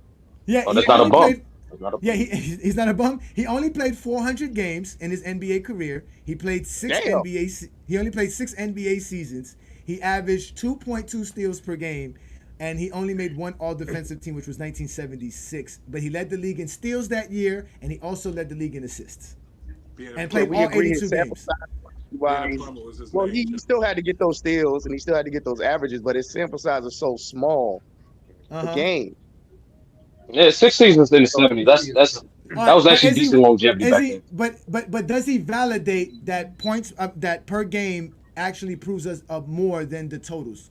Because he would be the problem here. Because after that, you got John Stockton, Allen Iverson, Maurice Cheeks, then Chris Paul. So everybody outside of basically, you guys gave Fat Lever the push. It's Slick Watts and Sam Lacey. But we didn't find nobody for totals when we went to playoffs as far as steals go. Well, here's another kind of juxtapose to that, Johnny. Because Okay, go like ahead. if you look at the top, like we're talking about right now, like the totals for Uh-huh. all-time steals leaders as far as let's say the playoffs, LeBron, let's say Magic Johnson, right? How many years did he play? Like 12. Is he a bum though? Is Magic Johnson a bum? No, he's not a Magic bum. was- But he has 358 steals, right? In the postseason, LeBron has only 471, despite playing 8 more seasons than Magic Johnson. Yeah, Magic So- averaged almost 2 steals per game in the playoffs though. Yeah. So at what point do we say That's better yes, than the regular there's season. some but bums equal. on the totals list, Uh-huh. but were they more impactful on a game-to-game basis on a given night? That's the question. But that doesn't mean they were more impactful because No, not some people more- have. no, You not- want to yeah, squeeze not that just- game in there, don't you? Not just Yeah, You that- really want not to just using squeeze steals. that in there, don't you, Travis? Yeah. That doesn't mean he was more impactful on a game-to-game basis because some people Not at play their last 3 to 4 years and they're not impactful at all. So it's not No, a game-to-game basis. Yeah, The I'm not saying- longevity I'm not saying shows that steals you are the were- end-all be-all. Well, But I okay, said this but- on Friday Night But wait, Exposure. let me ask you this though. But let me ask you this, Travis. What is a more understanding of Magic Johnson's true defense? Him being top 10 in steals per game, or him being 23rd all time in steals per game? I mean, Well, steals again- in total steals, because he's 23rd in total steals. Yeah, he's 23rd in total steals because, again, he only played like 12 seasons, like 11 fully healthy ones, right? But that's And what I'm so, saying. like, But that's there's what I'm a lot saying. of context. Which one would prove where he stands? Because if you say he's a top 10 steals a top 10 player in steals because of his Yeah, steals I'm per saying Magic game, Johnson, I can say that Magic doesn't equate Johnson to was- what he does. Sure, That's what I I'm can say saying. Magic Not at all. Johnson was excellent in steals, but a subpar defender. Both things can be true. No, but that's what I'm saying. No, But him being 23rd in steals all time would kind of say, okay, well, look, he wasn't a bad defender, but he was good enough to get steals. That actually correlates to his actual career for real than him being top 10 in steals per game. That's what I'm saying. That's all I'm Well, saying. I But mean, go okay, ahead, you could Sturdy. also Go say ahead, there's Sturdy. like what 3,000 NBA players like Dylan that have ever Because played. he was a 6'9" point guard. There was no 6'9" guards. He point guards. He had to guard. Of course, he's He still a played the blown he out. played the he played the passing Yeah. lanes well. He played the Yeah. passing lane. He wasn't stealing the ball. He wasn't robbing Well, dudes. Magic But didn't again, guard it's his just like position either. yeah, and Yeah. it's just like I can say that the best big men's like okay, just because they average blocks, whatever, doesn't make them the best ever. Is Hakeem the best defensive big man of all time? You can argue that, although definitely it argue probably that. might be either Will I mean, we There's can an or we can do the Will. same. We can do the same with Definitely blocks, argue. right?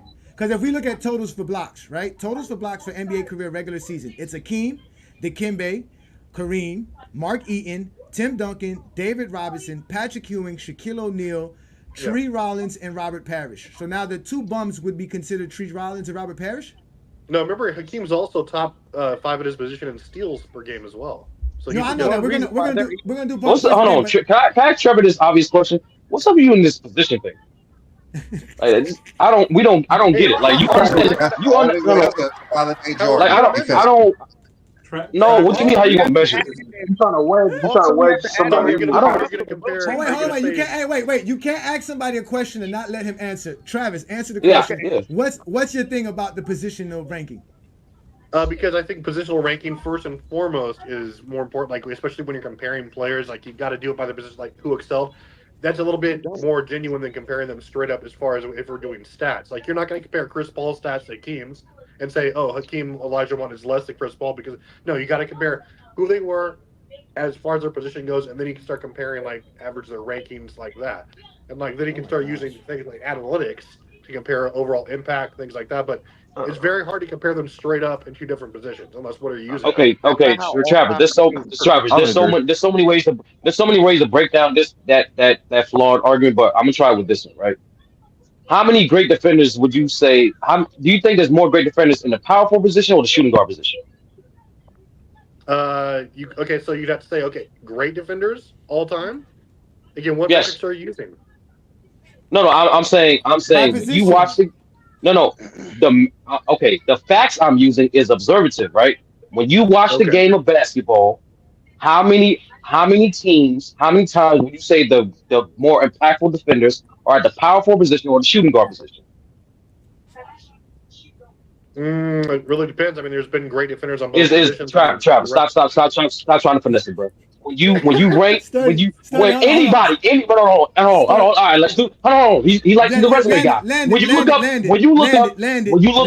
when you look up majority of the defensive player of the years, when you look up majority of the all defensive first teams, when you look up majority of the defensive player of the year votes, what position gets the least amount of votes historically? Let's do that. Shooting guard. Hey, I just want to say, Carl Anthony Towns is the best 3-point shooting No, big man. wait. Resume accolades don't mean anything now, Travis. So how? No. What like? Jordan Sturdy, we're not gonna let you go back and forth with Travis today, please, sir. Please, sir. No, it's not back and forth. I thought I was asking I clarification got what you're questions. That's saying. all. No, because again, the argument is, or the discussion is not necessarily the argument. The discussion is how Benjamin stated about longevity and how totals is a little bit misleading because if you play more, that can lead to you being in the top 10. And he showed how that basically leads to somebody not being considered great in the top 10. And that's why we were going down the top 10 list. So when we went down the per game averages for career-wise, we did notice that there were some players that we wouldn't call top 10 players of all time in certain in defense. So that was the whole premise of the whole thing. Now what Travis is doing is he's trying to use positional to show how dominant Jordan is by his position compared to other players. And you're right, Sturdy, when you're doing that, it's not fair because Jordan has least competition. And we've proved that in other facets of of conversations because they like to do that because again, the shooting guard position is actually the weakest. Yeah, it's the weakest of all positions when we're talking about greatness, to be honest with you. So, but let's let Ishmael show up because Ishmael is here. Thank you for joining us. You hear the conversation. We were talking to No Bulls and the documentary, and obviously we're talking defense. So, what is your take today, sir? I think that as far as like in terms of like totals, I think it's pretty easy to understand. Like most players, the great players, in the NBA, the greatest players of all time have longevity. Like you're not going to be a great player and be able to play for a long time because I think the average span for an NBA career is like 6 years. So 5 totals years. are, or yeah, see around that somewhere, right? Yeah, yeah. Um, and so totals are a more honest depiction of the greatest players of all time. And you can't play you cannot play as long as you can, not an elite level and not be there. Like Vince Carter and Robert Parrish and many other players are an example of the fact that just because you play for a long time does not mean you're just going to pile up on stats and be better than people. I mean, Michael Jordan has played a shorter career than Vince Carter, and then there are other players as well that's played shorter careers, but still lead them over in totals in certain statistical categories in those totals. So it's very easy to see that. Like when you talk about points per game, Kobe Bryant is not even in the top 10. Allen Iverson is better than him. George Gervin is better than him. Oscar Robertson is better than him. Uh, Damian Lillard is better than him. So are we going to say all these players are better scorers than Kobe Bryant? Kobe Bryant is the top in the top five for totals for a reason. It's because he's great. He's one of the greatest scorers of all time. And so we can't Look just at say that. Like I will never call an NBA player a bum, because I've been around basketball culture and many basketball players, and it's even really difficult to play in the Division 1, really play in Division 1 college basketball. But no, nobody is playing 40 years. Like these type of statements are like very they're just not in Vague. terms of reality. You Yeah. can't just make abstract statements like that and make it seem like someone's going to play 20 years and they're going to pass Kevin Durant if they score 10 points a game or something like that. Like that's not going to happen. And it also in terms of the no bull thing, I think it's just kind of hilarious. It's just some entertainment. And I think that if some players want to come out and say more side to their story, that's fine because today's players are saying more to their story in terms of the podcast and in terms of making their own, saying what they feel their truths. And they said their truths about LeBron James as well. So I don't see the reason why they can't say the same thing about Jordan and their experiences with the Bulls as well. So it's vice versa. If they could do it regarding LeBron, why can't they do it with Jordan? So yeah. Yeah. Great Basically. take I there. did have a Hold on. question. That's a great Hold on, take. hold on, boycott. Just to add up on this, just to sum this up, total, so we can move on to some better discussion. The idea that totals help players who play longer does have an advantage, but what I think is misleading in the whole conversation is that players who played shorter careers have more an advantage in the actual per game averages. So that's why we can get players like Slick Watts in the discussion The of all GOAT. time. Guys like Albert Robertson, Michael Ray Richardson. Even when we go to blocks per game, guys like Elmore Smith is top 5 all time in blocks per game because he only played 560 games for his NBA career. So he doesn't. You understand what I'm saying? When we have these type of players, George Watson is top 10 in blocks per game. He played 900 games. If these guys played longer, their averages definitely are going to go down and their totals will go up. So there is an advantage and a disadvantage in both aspects of it. But greatness is more or less, you can see the greatness in the totals, especially when we're looking at the top 10 list. So Yeah, if, I know if, you. if we're talking about all time, we're going to use totals anyways. Oh, We're not going to use averages. I wanted to add, Like, I don't know about LeBron James being in the top 10 defenders of all time, but I do think he is definitely top 10 when it comes to two-way players, when it comes to Mm, offense and defense. So, mm. yeah, the defense side for top 10 is going to be more dominant for big men. But, when you come to two-way players, I definitely do believe LeBron is probably like top 5 or top 10. So, somebody just said, King Mufasa Red said, average NBA career is 4.5 years, so longevity applies after 4.5 years. Somebody else wrote, I believe, That's I funny. believe after 10 years, longevity should apply in any sport. I think if you played over 1,000 games, that's where longevity applies in basketball. But one thing I can say about this, everybody here, everybody made some great takes about defense. One thing we know about defense is that that's probably the only aspect of basketball that doesn't necessarily have to be talked objectively. Being subjective and using things that can't be measured is a part of defense for some reason, because there's just things in defense we can't measure. We know PJ Tucker's a great defender. We know Kobe was a great defender. We know Dennis Rodman was a great defender. But there's really no stats that say this. You know what I mean? But, like I said, Tony Allen, great defender. Derek McKee, great defender. You know what I'm saying? A lot of these guys, Nate McMillan, great defender. But we don't have really stats to help us validate that. But we know that they were great on the defensive side of the ball. So that's why the whole defensive conversation could be, a great conversation. It can go back and forth for a while. But you guys all did great, man. And thanks for you guys for being good panelists for us here. This is actually great. You got to look at it this way. Is it easier to make a basket at the as close as possible? The perimeter defenders just defending 3-point line. I mean, now it's going to be more prevalent because of the 3-point shot. But back in the day, nobody choosing the but you're still right, and I think we all agree that the rim protector is probably the most important defender. I think we all agree that, right? I don't think nobody disagrees here. By right? far. Right? Yeah. So I mean, that's like in football. That's like in football. We all know the defensive line is the most important defensive thing, right? That's going to help you go by far. But it's that was my question too. With yeah, go ahead. Hold on, Ishmael. Hold on. Go ahead, Boycott, because you wanted to speak. Okay. Go ahead. Go ahead, Boycott. For Benjamin Franklin, because you came in and you said that most of your list is just going to be big men, right?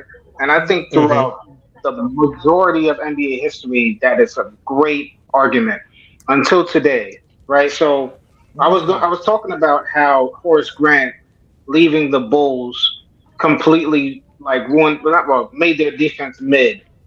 But it was a similar thing with LeBron James, because when he was on the Heat, the defense was in the top 10, floating around the top 10 until he left, and they jumped from 11th to 25th. They dropped in defensive rating from 11th to 25th, and they allowed less points by like 0.1, but their defensive rating kind of plummeted. See, so I think today's defender that is versatile, that can guard multiple positions, like even like Ben Wallace and all that stuff like that, I think they're more valuable than a Mark Eaton, than an Alonzo Mourning. You know what I mean? Well, I mean, they have the stats to back it up too. What you're saying, I understand what you're saying, because like you said, in today's NBA, it's positionless basketball. So you have a lot of big men who can pull up from the perimeter. You need that versatile defender to be able to rim protect, but be able to sit in the chair and switch on to that shooting guard or that elite point guard and be able to stop them. So I honestly agree with Boycott when he says versatility, especially in today's NBA, should be seen as elite, because it's not like you're going to be versatile and you're going to be a bum. If you're versatile and a bum, who really cares? But if you're versatile and you can actually shut down in your prime, and even though I hate to use that word, prime or peak, shut down 1 through 4, that's elite. And you can do it for multiple years. That's elite. That puts you in the top 10. I mean, LeBron is the most effective versatile defender we ever seen. Let's let Benjamin come in, because that was addressed to Benjamin. Go ahead, Benjamin, and then I actually agree with most of what he said, but to piggyback off that, the ones that do the versatility the best are the big men. Kevin Garnett, for example. Yeah, LeBron is very. Let him talk, guys. Let him speak. Go ahead. You said Kevin Garnett can't guard the perimeter?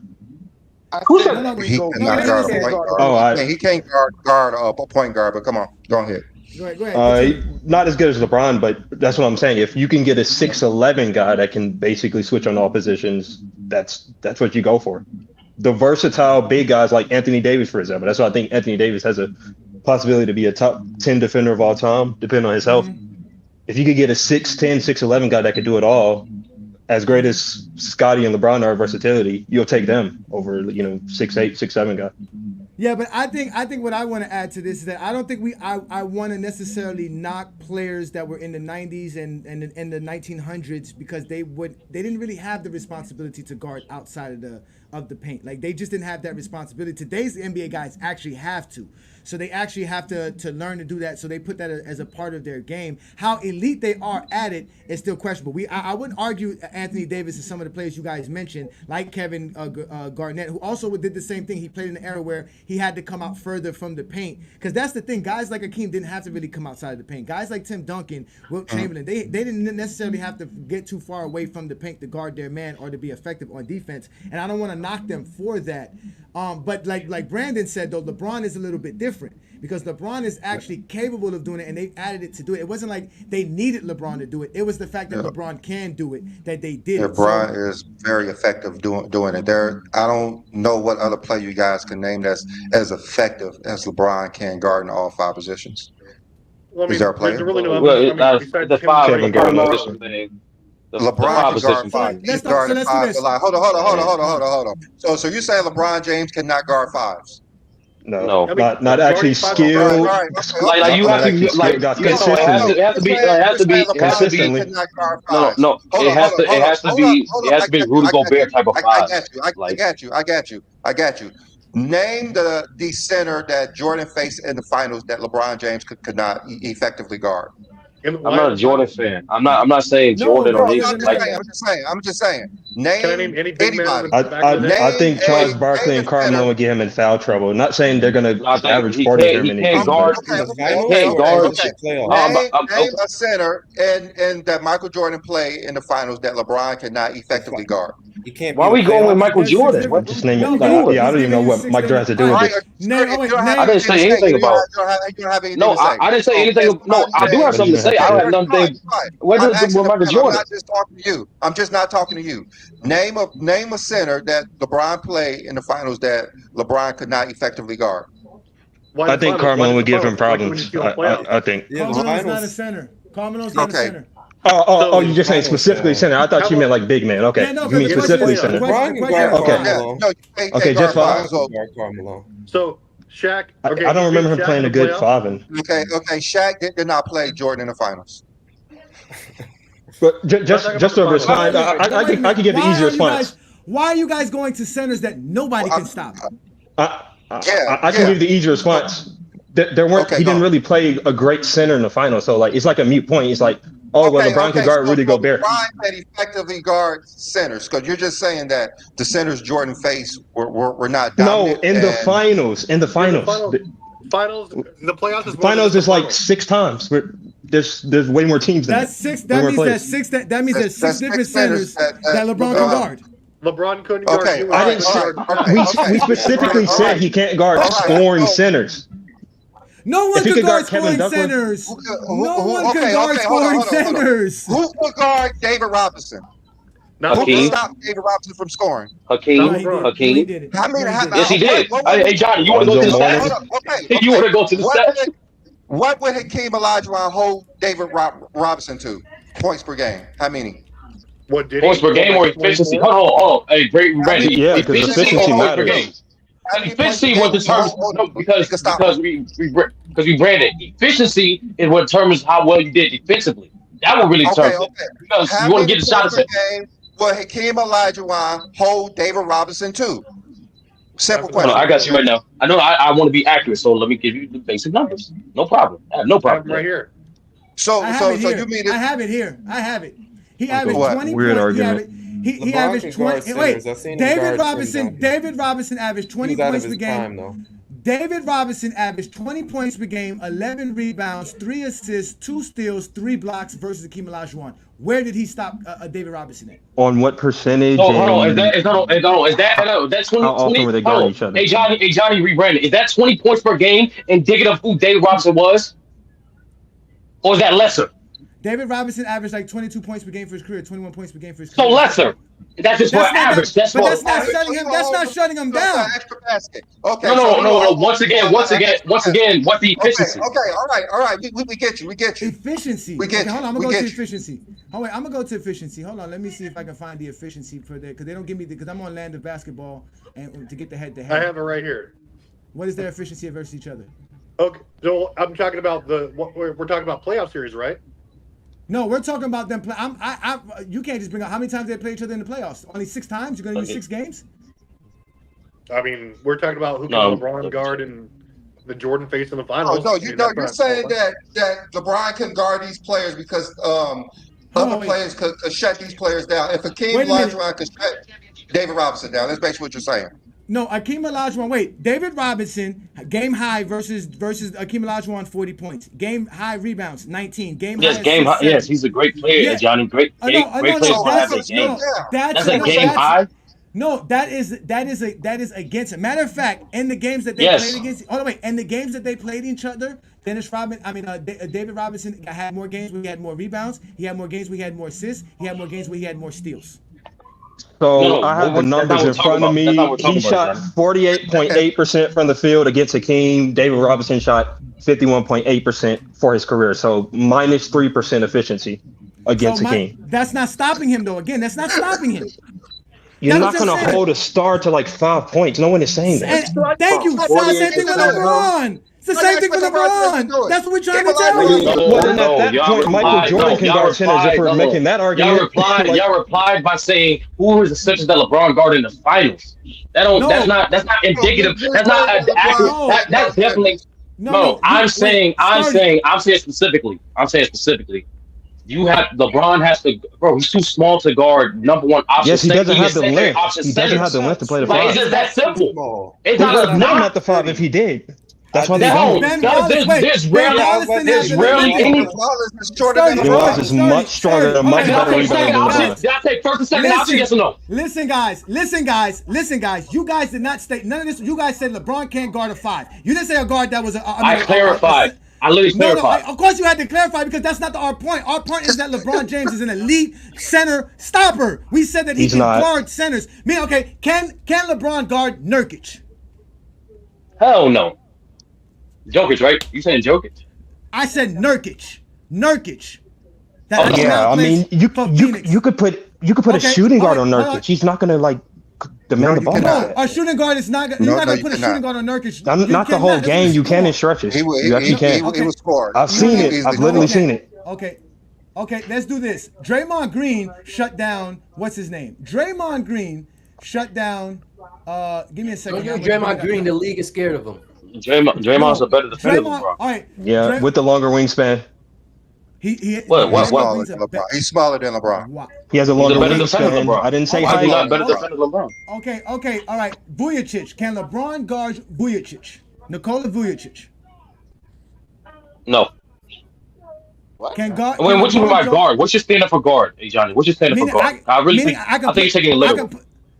Meaning that I can put him on him and he's not going to dominate. Meaning that he's not going to be at a disadvantage. Yeah, we disagree.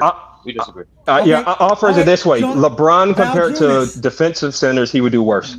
Jonas Valanciunas. Can LeBron guard Valanciunas? Yes. Valanciunas? Can LeBron guard Jared Allen? It would be a lot more help compared to a normal center. Can LeBron guard Jared Allen? Yes. Can LeBron guard Clint Capella? Yes. These are non-offensive bigs. Can LeBron guard role players? They're not these all starters. These are all starters. Scoring threats. But hey Johnny, that's not what I said. I didn't say he couldn't guard starting bigs. I said he couldn't guard first or second option scoring bigs. That's what I said. We never said that LeBron could guard first, second option bigs. We told you LeBron could guard 5s. I didn't say y'all did. But that's what I said. We have a different degree of interpretation of guarding. Okay, I'm gonna keep going. Yeah, that's what it comes down to. Can LeBron guard Jalen Duren? Yeah. Jalen Duren? Yes, he can. Jalen Duren from Detroit. Duren. Yeah. Well, he's on the Mavs now, right? Is he on the Mavs? No, he's still in Detroit. Oh, he's still in Detroit. My bad. Other center. Yeah, I mean that's what references. Okay. Can he guard Nick Claxton? Can he guard Nick Claxton? Yes, he can guard Nick Claxton. Can he guard Mitchell Robinson or Hartenstein in New York? Yes. Yes.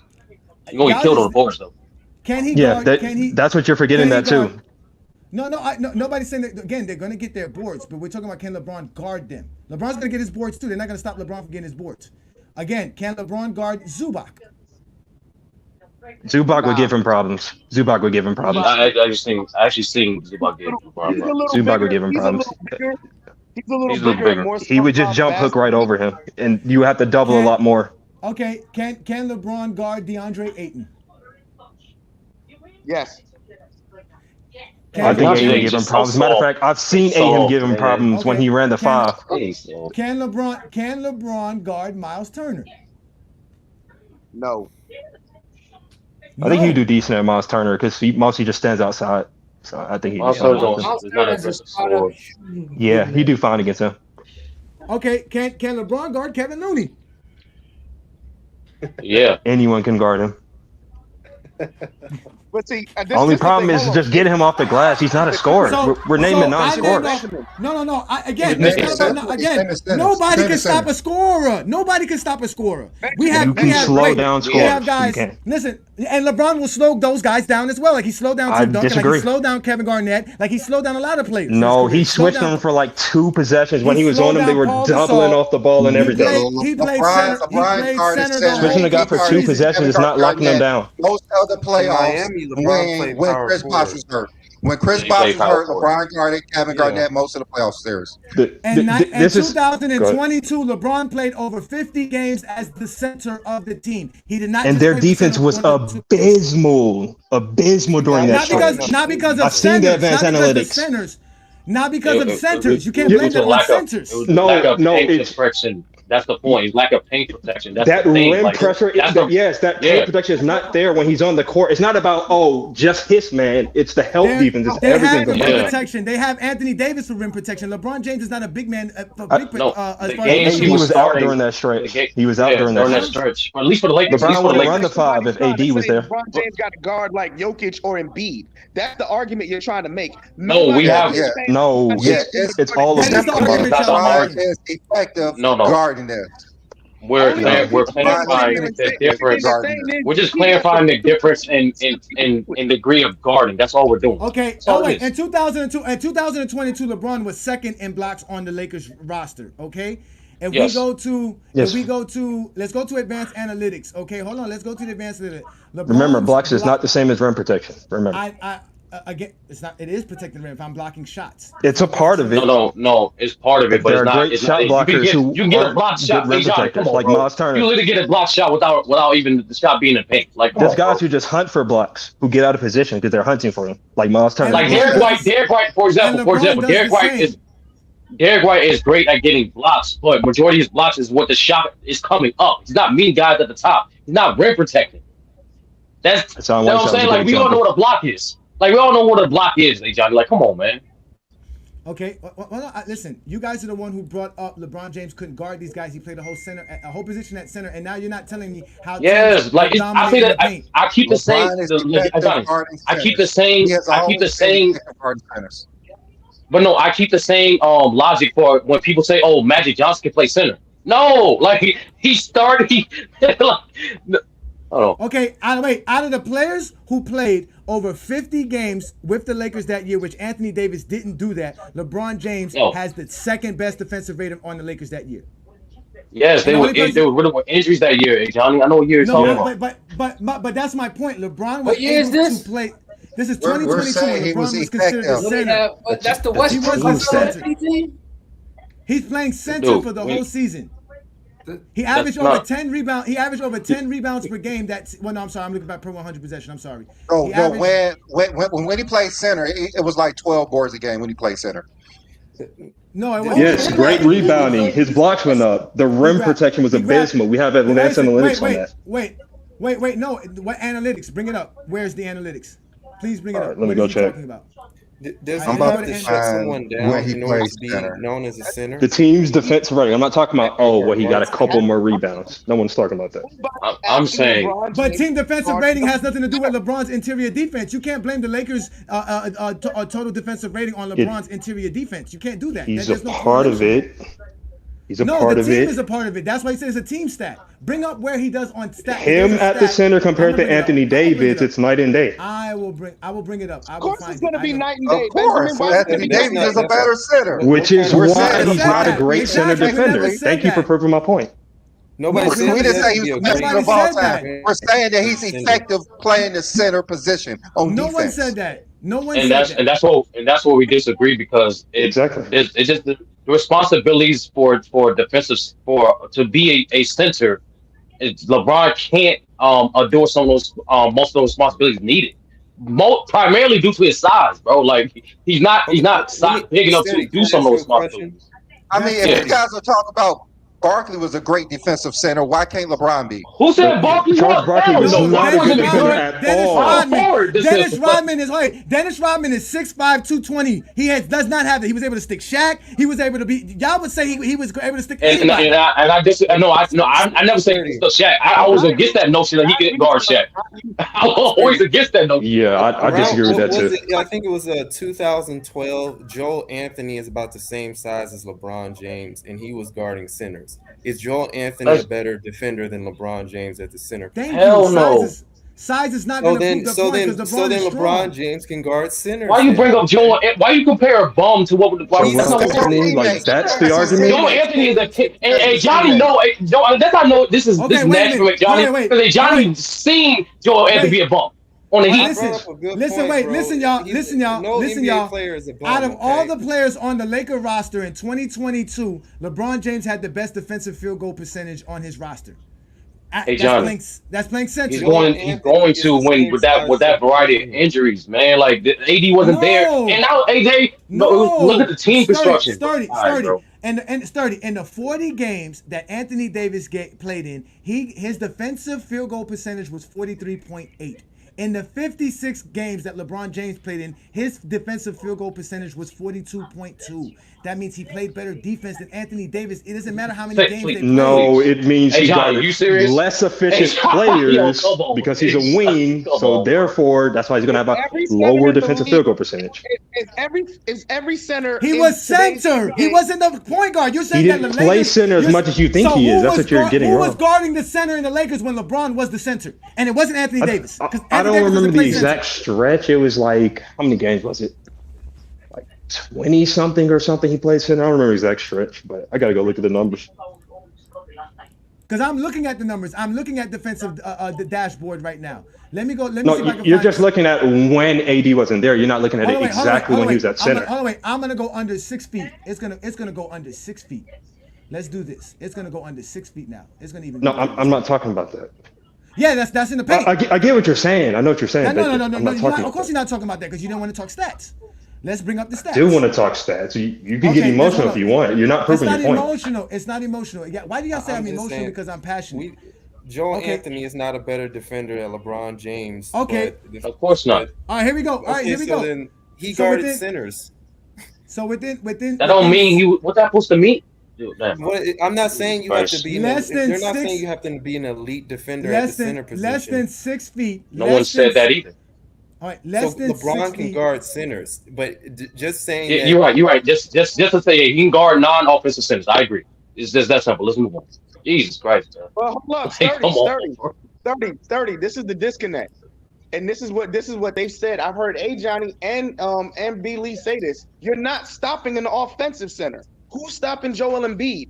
Who's stopping Jokic? Who's stopping? And I no said one's this. asking LeBron. No one's sitting here saying LeBron James can stop them. We're just sitting here saying if you put him on a mid center, he can guard him. That's all. Yes, we're but that's saying. not special. That's not special. Any elite, any elite defensive wing have shown to do that. Again, elite in wing and start at 2022, within 6 feet of field goal percentage, LeBron James was better than Dwight Howard for the Lakers in 2022. He was better than Anthony Dude, Davis. Dwight Howard barely played. Oh yes, he was better. I'm sorry, he played more games than He LeBron played more James. minutes. He played more games. No. There's a bunch of situations. Johnny, like, come on, bro. Again, Like, this that's is wait, sample wait, size. sturdy. Listen to what I'm telling you. This is the NBA showing you when everybody on the Laker team what they did when they guarded somebody who took a shot within 6 feet of the rim. This is what I'm telling you guys. This is why you guys don't like stats and why GOAT James Kingdom exists. Because No, you I guys definitely went to understand the stats. Oh wait. You guys don't want to use stats to understand what you're talking about. So when LeBron James was a center and had to guard centers for the majority of the 2022 season, he was better at protecting the rim than Anthony Davis and Dwight Howard. Dwight Howard gave up a defensive field goal percentage of 69% within 6 feet of the rim. Anthony Davis is way better at 56.6, but LeBron was at 54.3. Hey Johnny, you By the missing way, so much the context Lakers when you had say a that. worse defensive rating with LeBron compared to without him. They actually had a We're better not defensive rating talking without about LeBron. defensive rating. We're talking about LeBron guarding the paint. Yes, I that's brought the up a whole Hey wait, point. Johnny, wait. Until you guys can bring me a stat that shows LeBron James cannot guard the paint, everything you're saying is not gonna matter here. I just brought up within 6 feet of the paint. That means that's within 6 feet, bro. That means that person took a shot right at the rim. LeBron was guarding them at that time. They shot a worse percentage than what you guys consider two better defenders than LeBron, Dwight Howard and Anthony Davis as big men. yeah, and I just can't once again, All like right. Johnny, So so also, due to also context that we all know you're leaving I out. can tell you the defensive all right, rating. LeBron as a starting center that year, he averaged 37.3 points per game, 12.3 rebounds per game, and 2 blocks a game when he started as center That's in that offense. 2022 year. Every game he started as center, that was his average. So if that's Yes, not great offensively. playing We center, know he can blow Yeah, by and once slow again, slenders 12 guarding him. We know that. rebounds, Brandon, two blocks. 12 Okay, that's hold on, not rebounds, a wait. two that's blocks. Matter not a of fact, sufficient sample size, matter of bro. fact, the NBA even give us the frequency rate. So that means LeBron James' frequency of guarding somebody in that position was 37% of the time. Where he had to guard somebody that took a shot within 6 feet. For Anthony Davis, it was 41%. So it's 4 more for Anthony Davis. For Dwight Howard, it was 35.7. Hey Johnny, you're leaving out. Like I said, bro, it's just you're So leaving out No certain were context. you parts. Go saying ahead, go they ahead. attack the rim more with LeBron? I keep like No, I said, one. I'm telling you that the moments that LeBron James had to guard somebody within 6 feet of the rim of them taking a shot, he was better than Anthony Davis and Dwight Howard, and we both know that he was playing their position. He was playing center for Hey, them. So that means he was guarding those guys there. That's what he was no, protecting the rim. Whether you want to say it was a perimeter player at that time, he still protected the rim better at that point than those two guys. It doesn't matter who was coming at the rim, he protected the rim better than they did. You guys said and he that's what wasn't a I'm. good rim protector as a center. The stats say he was. Who's all right, man. You I like I need a said stat during check. that The stat check. same year we can leave out the context of the team's injuries and AD being injured. We can leave out the context for the stat, even that stat that being tracked. It don't tells you about the other things or the other deterrents or the scheme of how he accumulated those stats. I understand that Again, stat. I What broke down are that stat they? okay. myself. What are There's they? that's Okay, no, hey all right. What are Hey they? Johnny. There's Like I just said, Can I? for instance, there is context to every stat. For instance, that particular stat that don't tell you one the situations where that occurred, and number two, where was the other defender, how they impacted the shot as well. So once again, Again, we said it earlier. We said it. Hold on, hey John, you said it earlier. Defense on the side of the ball is actually a one side of the game that has a little more subjectivity and observation. So one stat is not indicative of what argument. And most importantly, that is not a consistent sample size for y'all to say he can guard centers. That's not enough games. Period. Just like y'all said You it said he before. needs to effectively guard them. Now you're gonna shut him down. Who said? I never said shut down. I never said that. That's what y'all been saying. He cannot stop him. No, Like no, I'm no. looking. Stop. I'm looking Y'all at the stop doing Lakers here. that, bro. I'm looking okay, at the I said Lakers what I here. said Oh wait, simply. I'm looking at the Lakers here. They even had. Oh no, wait, let me see it. DeAndre Jordan somehow popped up in here from Philadelphia. Come on. He was 59% at defensive rating at 6 feet. Let me see some other centers that I can possibly pop up here, so we can help you guys understand that this is. Let me just do that. Let me bring up. So Some centers. Let me go just ahead. to I'm listening. Go ahead. yeah. I'm listening. So just to respond, so I'm looking at the Lakers team defense as a whole. So it's not about who you're just guarding. It's not about, oh, well, I was guarding this role player. I stopped him from driving. The Lakers as a team, which is the most important part about how their defense is. The Lakers were just better without LeBron. I'm looking at it right now. This is StatMuse. 113.6 defensive rating without LeBron compared to I think he said like 114.3, so slightly better without him. And you compare it to Anthony Davis, they had a 110 defensive rating with him compared to 117 without him. So just showing you the differences in defense. Said LeBron was better than Anthony Davis at protecting. But they got worse when he was on the court. Are you getting what I'm saying? The team defense was worse with LeBron. They didn't get that much bad worse, and like you said, there's context to that because at the end of the day, Agreed. what is the league average? Again, I'm looking at the centers for. Hold on, wait. Let me for 2022 under the same predicament. Let's look at great guarding centered. All right, as an example, Jarrett Jackson Jr. is considered a great defender. His defensive field goal percentage is under 50% because he's great at protecting the rim. His go look at here. Nas Reed is another guy that's considered that. His is 53.6%. But the majority of the centers that I'm looking at here, who's played 80 games or most of the games here, and let me see if I can find a defensive center. JaVale McGee played 74 games, started 73 games. His is 51.8, just a little bit less than LeBron. Right? Kevin Love. Y'all say Kevin Love's not a great defender. It's 56% for Kevin Love. But Vujicic, it's 63%. Karl Anthony Towns, 61%. Valdrunas, 65%. Clint Capella, who's a great defender and rim protector, is 61%. Jokic is 62%. Steve Adams, 61%. These are all considered great defenders, and they allow more points by percentage-wise at the rim than LeBron did in 2022, and LeBron was playing center alongside these guys. Yeah, Well, there's some no of those guys, way to I'm show not going to LeBron was say. I'm not effective. going to say Yeah, they're great. there's no way to show it. Yeah, there's no way to show LeBron was not effective at playing center. There's no way to besides show the fact that the team defense got worse with him, I mean, I guess not. Yeah, You're because talking Yeah, about They just did. there's no way to show it. There's no way to show The team got worse with him on the court. The games without There is him, a way their to show it. defense- It just. I mean, we're going No, to disagree on the that motion. doesn't- That's that all. doesn't- LeBron's that doesn't effective playing mean center.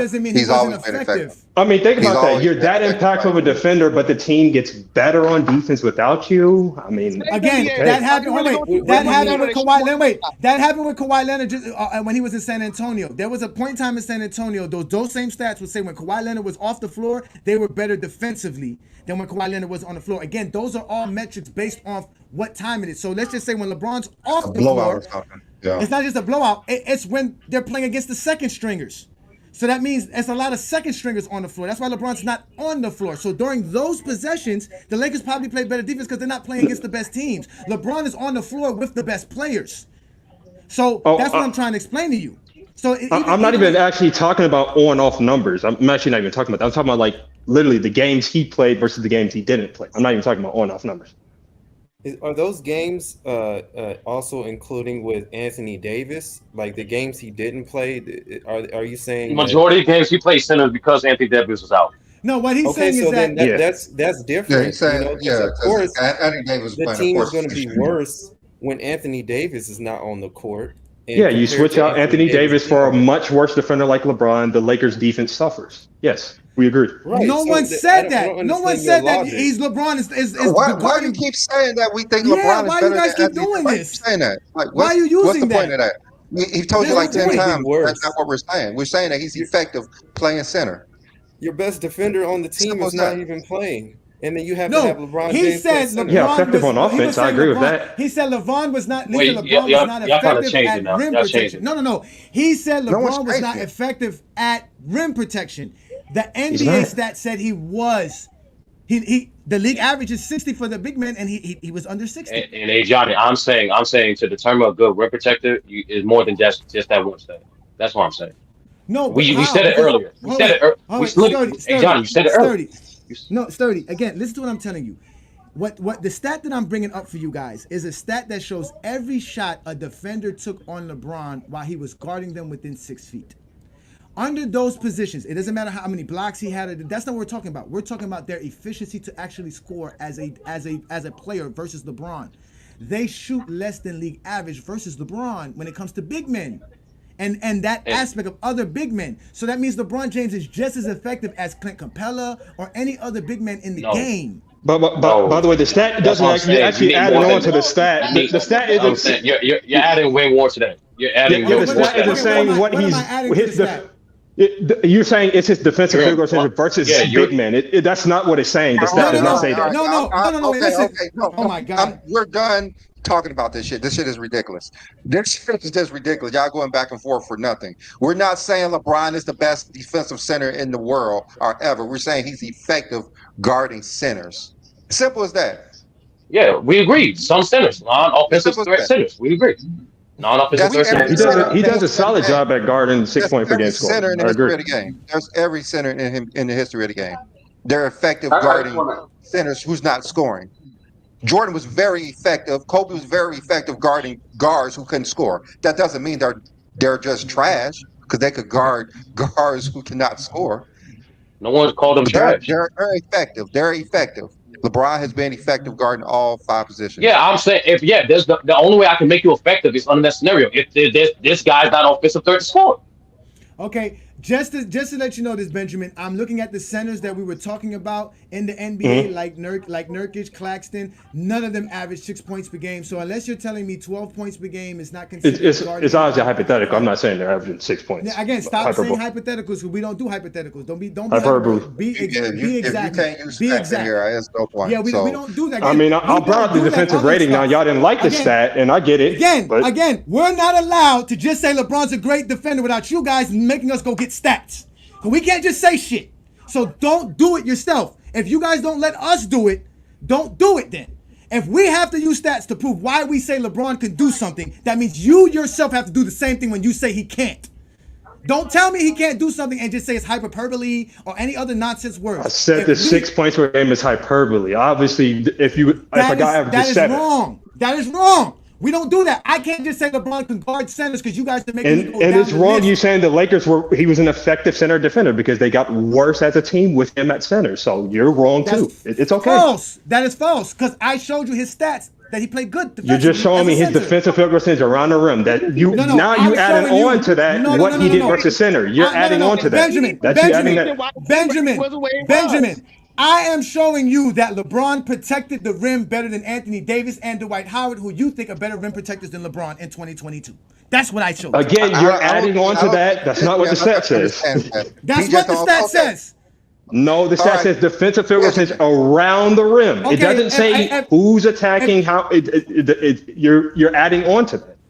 I'm not adding on to the defensive rating. He's protecting the rim. It don't matter. He's protecting the rim. It actually does matter. Yes, it does. So are you saying only centers block centers? Is that what you're saying? Only centers block centers. Is that what you're saying? Yes or no? Nice straw man. If that's not a yes, you can just shut up. Nice straw man. It's center only blocking centers. You said strong. Okay, very nice straw man. Good one. Brandon, we've had a great show. When we don't have a counter, we got to go to the straw man. I get it. Brandon, are we done, Brandon? Can we go? Oldest logical fallacy ever. Brandon, mute this man so we can get up out of here. Are we ready to go, Brandon? Are we ready to get off the show, Brandon? Okay, listen, ladies and gentlemen. This was a great show, but this is why, again, y'all can see why GOAT James Kingdom exists. Because like I've always told you guys, we cannot talk about LeBron James without being factual in every sense of the conversation.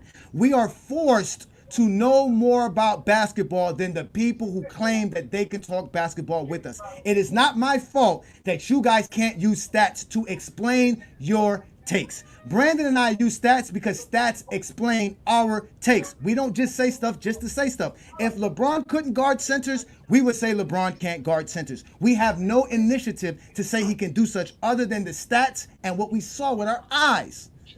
But this is why we're GOAT James Kingdom. We changed the narrative when it comes to talking basketball. And that's our point. Our point is to actually talk basketball. Not people's feelings, not what people think, not what people claim that they saw, but what the stats tell us. Because again, there is a stat for everything we need to know about a basketball player. And when we're talking about LeBron James, we're going to always use the stats because people are always going to deny LeBron James's greatness because of their feelings and eye test. So today was a great show. We want to thank everybody for joining us here. The panel was great. You guys all gave us some great takes. It got a little bit left because we're talking defense. That's what happens when you talk defense. But again, we are the GOAT James Kingdom platform. You guys hit that like button, hit that subscribe button, become a member of the channel if you appreciate the way we talk basketball, because we will continually do this. And today was a lovely show. So we're going to get everybody get their last words in. We're going to start with you, Brandon, and then we'll let everybody get their last words in. Please be quick, y'all, so everybody can go on with their Sunday. So Brandon, any last words? Travis, you go ahead first with your last words. Hey, great show. The only thing I would say is sports talk only. Stay safe in the comments. Come on the show sometimes and get embarrassed, just like you're doing in the comments there if you want. All right, Sturdy. John Stock is not a top 5 point guard. In regards to this, there's aspects to like basketball, but there's aspects to the game where facts, simply put, the moral story is facts. There's facts in sports that not just detract numerically, especially when it comes to defense. There's important things like deterrence. The way box outs, different man, a bunch of different nuances to communication that you can't track numerically, but that are very important in, especially when it comes to evaluating how great a defensive person is. But great show nonetheless. Thank you, All right, Sturdy. Twin Man. Appreciate you. Oh, it's my turn. Yeah. Oh, don't Stop act like you're trolling not John ready. Stockton stuff. Stop trolling John Stockton sturdy. I need you to stop. That's messed up, bro. John Stockton ain't do nothing to nobody. But all jokes aside, give it was a great show. I don't know why people say some of the things they say, but it's I love it. I love coming to the platform. I love this platform here. You can actually have actual basketball conversation. So, great show. Can't wait to do it. And I was looking for you, Benjamin, on Friday. Don't be scared of the ass whooping, bro. You can come talk to me. I'm never, man, never. You can come All talk to right, me. Don't be boycott. afraid. Hold on. I'm gonna All right. address the you guys who want to debate one another because we got some solutions for you guys. But go ahead, All right, boycott. boycott. Yeah, I didn't have anything on center, but when LeBron played power forward about 50, I think it was about 50 games, 2013 and 14, he was top six in defensive player of the year voting, if that counts for anything. So it shows he can pretty much guard big men. If you want to switch big man and power forward and center and make it isolated, that's different. But it shows he can guard that position. That's all I have to say. Great take, great take. All right, All right, Benjamin. Ismail. Oh, go Oh, ahead, no, Benjamin. Go first. Hey, Benjamin first. Yeah, appreciate go ahead, y'all having Benjamin. me on. Hey, it gets heated, but hey, shit happens. Y'all come with y'all numbers, I come with mine, and that's how it is. It's not personal. Yeah, no, But and yeah, trust me, appreciate it. trust me, Benjamin. It's not personal. We're Oh, I just know. talking basket. We're just talking basketball. But again, like we tell you guys, we're not allowed to be subjective, so we demand other people not be subjective as well. So go ahead, Ishmael, land it home for us, please, sir. Appreciate being on the panel for the very first time. This is a great YouTube channel. I support it. Totals matter. LeBron James, the greatest NBA basketball player of all time. Thank you for having me. And that's it. All right, Yes, he is so the greatest, Travis. you got any last words, Brandon? Or are you good? All right. Yeah, I know this conversation went towards defense and everything, and I know when LeBron played center 2022, basically when Anthony Davis was out, he averaged 37, 12.3, and 2 blocks a game, which was more across the board than Joel Embiid.